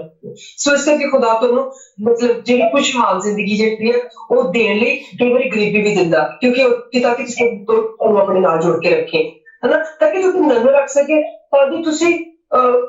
ਖੁਦਾ ਆਪਣੇ ਖਰਚ ਕਰਨਾ ਹੁੰਦਾ ਤੇ ਦੁਨੀਆ ਦੇ ਖੁਦਾ ਦੀਆਂ ਐਸ਼ੋ ਪ੍ਰਸਤੀਆਂ ਵਿਚਲੀ ਵਾਹ ਤੇ ਨਾ ਖਰਚ ਕਰੋ, ਤਾਂ ਕਿ ਤੁਸੀਂ ਉਹ ਕਹਿੰਦੇ ਕਿ ਮਤਲਬ ਅੱਜ ਦਾ ਦੁੱਖ ਬਥੇਰਾ ਕਿ ਤੁਸੀਂ ਮਤਲਬ ਇੱਕੋ ਦਿਨ ਦੀ ਜਿਹੜੀਆਂ ਸਾਰੀ ਚਿੰਤਾਵਾਂ ਫਿਕਰਮੰਦੀਆਂ ਉਹ ਪਿਤਾ ਦੇ ਉੱਤੇ ਸੁੱਟ ਦਿਓ। ਅਸੀਂ ਇਹ ਦੇਖਿਆ ਸੀ 6ਵੇਂ ਚੈਪਟਰ ਦੀ 25ਵੀਂ ਆਇਤ ਤੋਂ ਲੈ ਕੇ 34ਵੀਂ ਆਇਤ ਤੱਕ, ਕਿਉਂਕਿ ਫਿਕਰਮੰਦੀ ਹਰ ਰੋਜ਼ ਦੀ ਜ਼ਿੰਦਗੀ ਚ ਸ਼ਾਮਲ ਹੁੰਦੀ ਹੈ, ਕੋਈ ਸ਼ੱਕ ਨਹੀਂ, ਪਰ ਕਈ ਲੋਕ ਫਿਕਰ ਕਰਕੇ ਆਪਣੇ ਆਪ ਨੂੰ ਡਿਸਟਰਬ ਇੰਨਾ ਕਰ ਰਹੇ ਨੇ ਕਿ ਉਹ ਕੁਛ ਮਤਲਬ ਹੋਰ ਨਹੀਂ ਫਿਰ ਸੋਚ ਸਕਦੇ ਨਾ। ਡਿਪਰੈਸ਼ਨ ਦੀ ਵਜ੍ਹਾ ਨਾਲ ਸਾਈਕੋਲੋਜੀ, ਐਂਗਜ਼ਾਇਟੀ, ਕਈ ਚੀਜ਼ਾਂ ਦੀ ਗੋਲੀਆਂ ਚਲਾਉਂਦੇ ਨੇ। ਪਰ ਫਿਲਿਪੀਆਂ 4 ਦੀ 19 ਮੁਤਾਬਿਕ ਖੁਦਾਵਾ ਕਹਿੰਦਾ ਕਿ ਪੰਛੀਆਂ ਦੀ ਖੁਰਾਕ ਦਾ ਵੀ ਫਿਕਰ ਮਤਲਬ ਖੁਦਾ ਕਰਦਾ ਹੈ। ਤੁਸੀਂ ਉਹਨਾਂ ਤੋਂ ਕਿੰਨਾ ਵਧੀਕ ਹੋ, ਤੁਹਾਡੀ ਸਭ ਦੀ ਜ਼ਰੂਰਤਾਂ ਦੀ ਫਿਕਰ ਕਰਕੇ ਉਹ ਫਿਕਰ ਕਰਕੇ ਆਪ ਪੂਰੀਆਂ ਕਰਦਾ ਹੈ, ਕਿਉਂਕਿ ਉਹ ਸੰਪੂਰਨ ਪਿਤਾ ਹੈ, ਉਹ ਸੰਪੂਰਨ ਬਾਪ ਹੈ। ਜਿਸ ਤਰ੍ਹਾਂ ਫਿਲਿਪੀਆਂ 4 ਦੀ 19 ਮੁਤਾਬਿਕ ਆਪਣੇ ਬਾਪ ਦੇ ਤੇਜ ਵਿੱਚ ਤੁਹਾਡੀ ਹਰ ਜ਼ਰੂਰਤ ਨੂੰ ਪੂਰੀ ਕਰੇਗਾ ਖੁਦਾਵੰਦ ਯਿਸੂ ਮਸੀਹ, ਕਿਉਂਕਿ ਉਹ ਸੰਪੂਰਨ ਖੁਦਾ ਹੈ ਤੇ ਸੰਪੂਰਨ ਇਨਸਾਨ ਸੀ, ਸੰਪੂਰਨ ਖੁਦਾ ਵੀ ਹੈ ਨਾ। ਇਸ ਕਰਕੇ ਉਹ ਸਾਡੀ ਸਾਰੀ ਚਿੰਤਾ ਸਾਨੂੰ ਉਹਦੇ ਉੱਪਰ ਸੁੱਟ ਦੇਣੀ ਚਾਹੀਦੀ। ਜਿਵੇਂ ਪਤਰਸ ਦੇ 5 ਚੈਪਟਰ ਦੀ 7ਵੀਂ ਵਿੱਚ ਵੀ ਕਿਹਾ ਕਿ ਆਪਣੀ ਸਾਰੀ ਚਿੰਤਾ ਉਹਦੇ ਉੱਪਰ ਸੁੱਟ ਦੇ, ਕਿਉਂਕਿ ਉਹਨੂੰ ਤੇਰਾ ਫਿਕਰ ਹੈ। ਸੋ ਅਸੀਂ ਇਹ ਅੱਜ ਸ਼ੇਮੀ ਦੀ ਜਿਹੜੀ ਵਿਆਖਿਆ ਕੀਤੀ ਹੈ, ਇਹਦੇ ਵਿੱਚ ਅਸੀਂ ਕਾਫੀ ਕੁਝ ਸਿੱਖਿਆ। ਮੈਂ ਆਸ ਕਰਦੇ ਕਿ ਤੁਸੀਂ ਵੀ ਮਤਲਬ ਖੁਦਾ ਦੀ ਇਹੀ ਜਿਹੜੀ ਖੁਸ਼ੀ ਆ, ਇਹ ਸੁੱਖ ਸ਼ਾਂਤੀ ਜਿਹੜੀ ਮੇਰੇ ਮੂੰਹ ਦੇ ਉੱਤੇ ਨਜ਼ਰ ਆ ਰਹੀ ਹੈ, ਤੁਹਾਡੇ ਉੱਤੇ ਵੀ ਆਵੇ, ਤੇ ਤੁਸੀਂ ਹੱਸਦੇ ਰਹੋ, ਵਸਦੇ ਰਹੋ। ਖੁਦਾ ਦੀ ਜ਼ਿੰਦਗੀ ਬੱਚੇ ਨੂੰ ਇਸ ਤਰ੍ਹਾਂ ਖਾਂਦੇ ਰਹੋ, ਇਹਨੂੰ ਆਪਣੇ ਅੰਦਰ ਰੱਖੋ, ਤਾਂ ਕਿ ਅੱਜ ਦੀ ਦੁਨੀਆ ਦੇ ਵਿੱਚ ਇਸ ਵਕਤ ਦੇ ਵਿੱਚ ਫੈਸ਼ਨ ਤੋਂ ਜ਼ਿਆਦਾ ਜ਼ਰੂਰੀ, ਇੰਟਰਨੈਟ ਤੋਂ ਜ਼ਿਆਦਾ ਜ਼ਰੂਰੀ, YouTube ਦੇ ਬਾਕੀ ਚੀਜ਼ਾਂ ਤੋਂ ਜ਼ਿਆਦਾ ਜ਼ਰੂਰੀ, ਜਿਹੜੀਆਂ ਅਭੀ ਤੁਸੀਂ YouTube ਤੇ obviously ਦੇਖ ਰਹੇ ਹੋ, ਪਰ ਹੋਰ ਜਿਹੜਾ ਵੀ ਕੁਝ ਲੈਟਰ ਬਟਰ ਤੋਂ ਜ਼ਿਆਦਾ ਜ਼ਰੂਰੀ ਬਚਨ ਬਹੁਤ ਜ਼ਰੂਰੀ ਹੈ। ਤੁਸੀਂ ਆਪਣੇ ਅੰਦਰ ਇਹਨੂੰ ਰੱਖੋ, ਤਾਂ ਕਿ ਇਹ ਤੁਹਾਡੇ ਦੁੱਖ ਦੇ ਵਿੱਚ ਤੁਹਾਡੀ ਉਸ ਇਹ ਸੰਪਤੀ ਹੈ, ਉਹ ਧਨ ਹੈ, ਉਹ ਖਜ਼ਾਨਾ ਹੈ, ਜਿਹਨੇ ਕਦੇ ਪਾਰ ਨਹੀਂ ਹੋਣਾ, ਜਿਹਨੇ ਕਦੀ ਓਵਰਡੇਟ ਨਹੀਂ ਹੋਣਾ, ਜਿਹਦੀ ਕਦੀ ਕਰੰਸੀ ਜਿਹੜੀ ਉਹ ਖਰਾਬ ਨਹੀਂ ਹੁੰਦੀ। ਇਹ ਨਹੀਂ ਕਹਿੰਦੀ ਕਿ ਅੱਜ ਵਿਕਦਾ ਹੈ ਤੇ ਕੱਲ ਨੂੰ ਵਿਕਣਾ ਨਹੀਂ, ਹੁਣ ਤੇਰੀ ਕਰੰਸੀ ਬਦਲ ਗਈ, ਨਹੀਂ, ਇਹ ਉਹ ਧਨ ਹੈ ਜਿਹਨੂੰ ਕੀੜਾ ਨਹੀਂ ਲੱਗਣਾ, ਕੁਛ ਨਹੀਂ, ਇਹਨੇ ਤੁਹਾਡੇ ਕੰਮ ਆਉਣਾ ਹਰ ਵੇਲੇ। ਕਿਸੇ ਵੀ ਮੁਸ਼ਕਲ ਵਿੱਚ ਪਰਤਿਆ ਕੇ ਦੇਖ ਲਿਓ, ਤੁਸੀਂ ਇਹ ਚੀਜ਼ ਕਰਕੇ ਦੇਖੋ, ਕਦੀ ਤੁਹਾਡੀ ਜ਼ਿੰਦਗੀ ਜਿਹੜੀ ਆ ਉਹ ਕਿੱਦਾਂ ਬਦਲਦੀ ਨਹੀਂ ਬਦਲਦੀ। ਤੁਹਾਡੇ ਕੋਲ ਕਿਸੇ ਕੋਲ ਜੌਬ ਨਹੀਂ ਹੈਗੀ, ਮੈਂ ਤੁਹਾਡੇ ਨਾਲ ਵਾਅਦਾ ਕਰਦੀ ਹਾਂ, ਮੈਂ ਤੁਹਾਡਾ ਖੁਦਾ ਯਿਸੂ ਮਸੀਹ ਨੂੰ ਹਾਜ਼ਰ ਨਾਜ਼ਰ ਕਰਕੇ ਕਹਿੰਦੀ ਹਾਂ, ਕਿਸੇ ਕੋਲ ਜੌਬ ਨਹੀਂ ਨਾ ਹੈਗੀ, ਯਸਾਇਆ 55 ਦੀ ਪਹਿਲੀ ਆਇਤ ਦੇ ਉੱਤੇ ਮੈਡੀਟੇਟ ਕਰਨਾ ਸਿੱਖੋ। ਤੁਸੀਂ ਕੰਟੀਨਿਊਸਲੀ ਕਰੋ ਤੇ ਮੈਡੀਟੇਟ 40 ਦਿਨ ਕੰਟੀਨਿਊਸਲੀ ਕਰਦੇ ਹੀ ਰਹੋ। 40 ਦਿਨ ਤੋਂ ਇੱਦਾਂ ਕਿ ਕਹਿੰਦੇ ਨਾ ਕਿ ਤੁਸੀਂ ਤੁਹਾਡੀ ਰੈਗੂਲਰਿਟੀ ਬਣਾਉਣ ਨੂੰ, ਹਨਾ। ਇਸੇ ਤਰ੍ਹਾਂ ਤੁਸੀਂ ਜਿਹੜੀ ਕਜ਼ਾਬ ਦੀ ਕਿਤਾਬ 28ਵੇਂ ਚੈਪਟਰ ਦੀ ਪਹਿਲੀ ਆਇਤ ਜਿਹੜੀ ਉਹ ਤੇ ਮੈਡੀਟੇਟ ਕਰਦੇ ਹੋ, ਕੰਟੀਨਿਊਸਲੀ ਸੋ ਵੀ ਮੈਡੀਟੇਟ ਕਰਦੇ ਹੋ, ਉੱਠੋ ਵੀ ਮੈਡੀਟੇਟ ਕਰਦੇ। ਮੈਨੂੰ ਤੁਸੀਂ ਮੇਰਾ ਨਾਮ ਬਤਾ ਦਿਓ, ਤੁਸੀਂ ਮੇਰਾ ਨਾਮ ਬਤਾ ਦਿਓ ਜੇ ਤੁਹਾਨੂੰ ਜੌਬ ਨਾ ਮਿਲੇ, ਜੇ ਤੁਹਾਨੂੰ ਕੰਮ ਆਪ ਆ ਕੇ ਤੁਹਾਡੇ ਅੱਗੇ ਨਾ ਕੇ ਖੜਾ ਹੋ ਜਾਵੇ, ਤੇ ਤੁਹਾਨੂੰ ਲੋਕੀ ਆਪ ਆ ਕੇ ਨਾ ਕਹਿਣ ਕਿ ਉਹ ਹੜ ਤੇ ਆਪ ਮੇਰਾ ਕੰਮ ਕਰਦੇ, ਇਹ ਮੈਨੂੰ ਤੇਰੇ ਵਰਗਾ ਕੋਈ, ਪਰ ਬਸ਼ਰਤੇ ਤੁਹਾਡੇ ਵਿੱਚੋਂ ਉਹ ਚੀਜ਼ਾਂ ਇਸ ਕਲਾਮ ਦੇ ਮੁਤਾਬਿਕ ਨਜ਼ਰ ਆਉਣੀਆਂ ਚਾਹੀਦੀਆਂ। ਤੁਸੀਂ ਖੁਦਾ ਦੇ ਤੁਰਦੀ ਫਿਰਦੀ ਚਿੱਠੀ ਹੋ। ਅਗਰ ਤੁਹਾਡੇ ਵਿੱਚੋਂ ਖੁਦਾ ਦੀ ਸ਼ਖਸੀਅਤ ਨਹੀਂ ਮਿਲਦੀ ਲੋਕਾਂ ਨੂੰ, ਤਾਂ ਓਬਵੀਅਸਲੀ ਇਹਦਾ ਮਤਲਬ ਤੁਹਾਡੇ ਵਿੱਚ ਕੋਈ ਨਾ ਕੋਈ ਕਮਜ਼ੋਰੀ ਹੈ। ਤੁਹਾਨੂੰ ਉਸ ਕਮਜ਼ੋਰੀ ਤੋਂ ਦੂਰ ਕਰਨ ਲਈ ਕਦੇ ਵੀ ਡਰਨਾ ਨਹੀਂ ਚਾਹੀਦਾ ਕਿ ਮੈਂ ਆਪਣੇ ਪਤੀ ਤੋਂ ਦੂਰ ਹੋ ਗਿਆ ਤੇ ਇਹ ਗਲਤੀ ਕੀਤੀ, ਬੱਚੇ ਤੋਂ ਦੂਰ ਹੋ ਗਿਆ, ਆਹ ਗਲਤੀ ਕੀਤੀ, ਮਾਂ ਤੋਂ ਦੂਰ ਹੋ ਗਿਆ, ਗਲਤੀ ਕੀਤੀ। ਨਹੀਂ, ਅਸੀਂ ਇਕੱਲੇ ਜੰਮੇ ਸੀ, ਇਕੱਲਿਆਂ ਨੇ ਅਸੀਂ ਵਾਪਸ ਜਾਣਾ ਕਬਰ ਦੇ ਵਿੱਚ। ਇਸ ਕਰਕੇ ਸਾਨੂੰ ਬਹੁਤ ਵਾਰੀ ਆਪਣੇ ਆਪ ਨੂੰ ਖੁਦਾ ਦੇ ਹੋਰ ਨੇੜੇ ਕਰਨ ਲਈ ਇਕੱਲੇ ਕਰਨਾ ਪੈਂਦਾ, ਤਾਂ ਕਿ ਖੁਦਾ ਦੇ ਨਾਲ ਅੱਛਾ ਰਾਬਤਾ ਜਿਹੜਾ ਉਹ ਜੋੜ ਸਕੀਏ। ਜੈ ਮਸੀਹ ਦੀ, ਹਰ ਸ਼ੈ ਮਸੀਹ ਦੀ। ਤੁਸੀਂ ਤੇ ਕਹਿੰਦੇ ਜੈ ਮਸੀਹ ਦੀ। ਆਮੀਨ।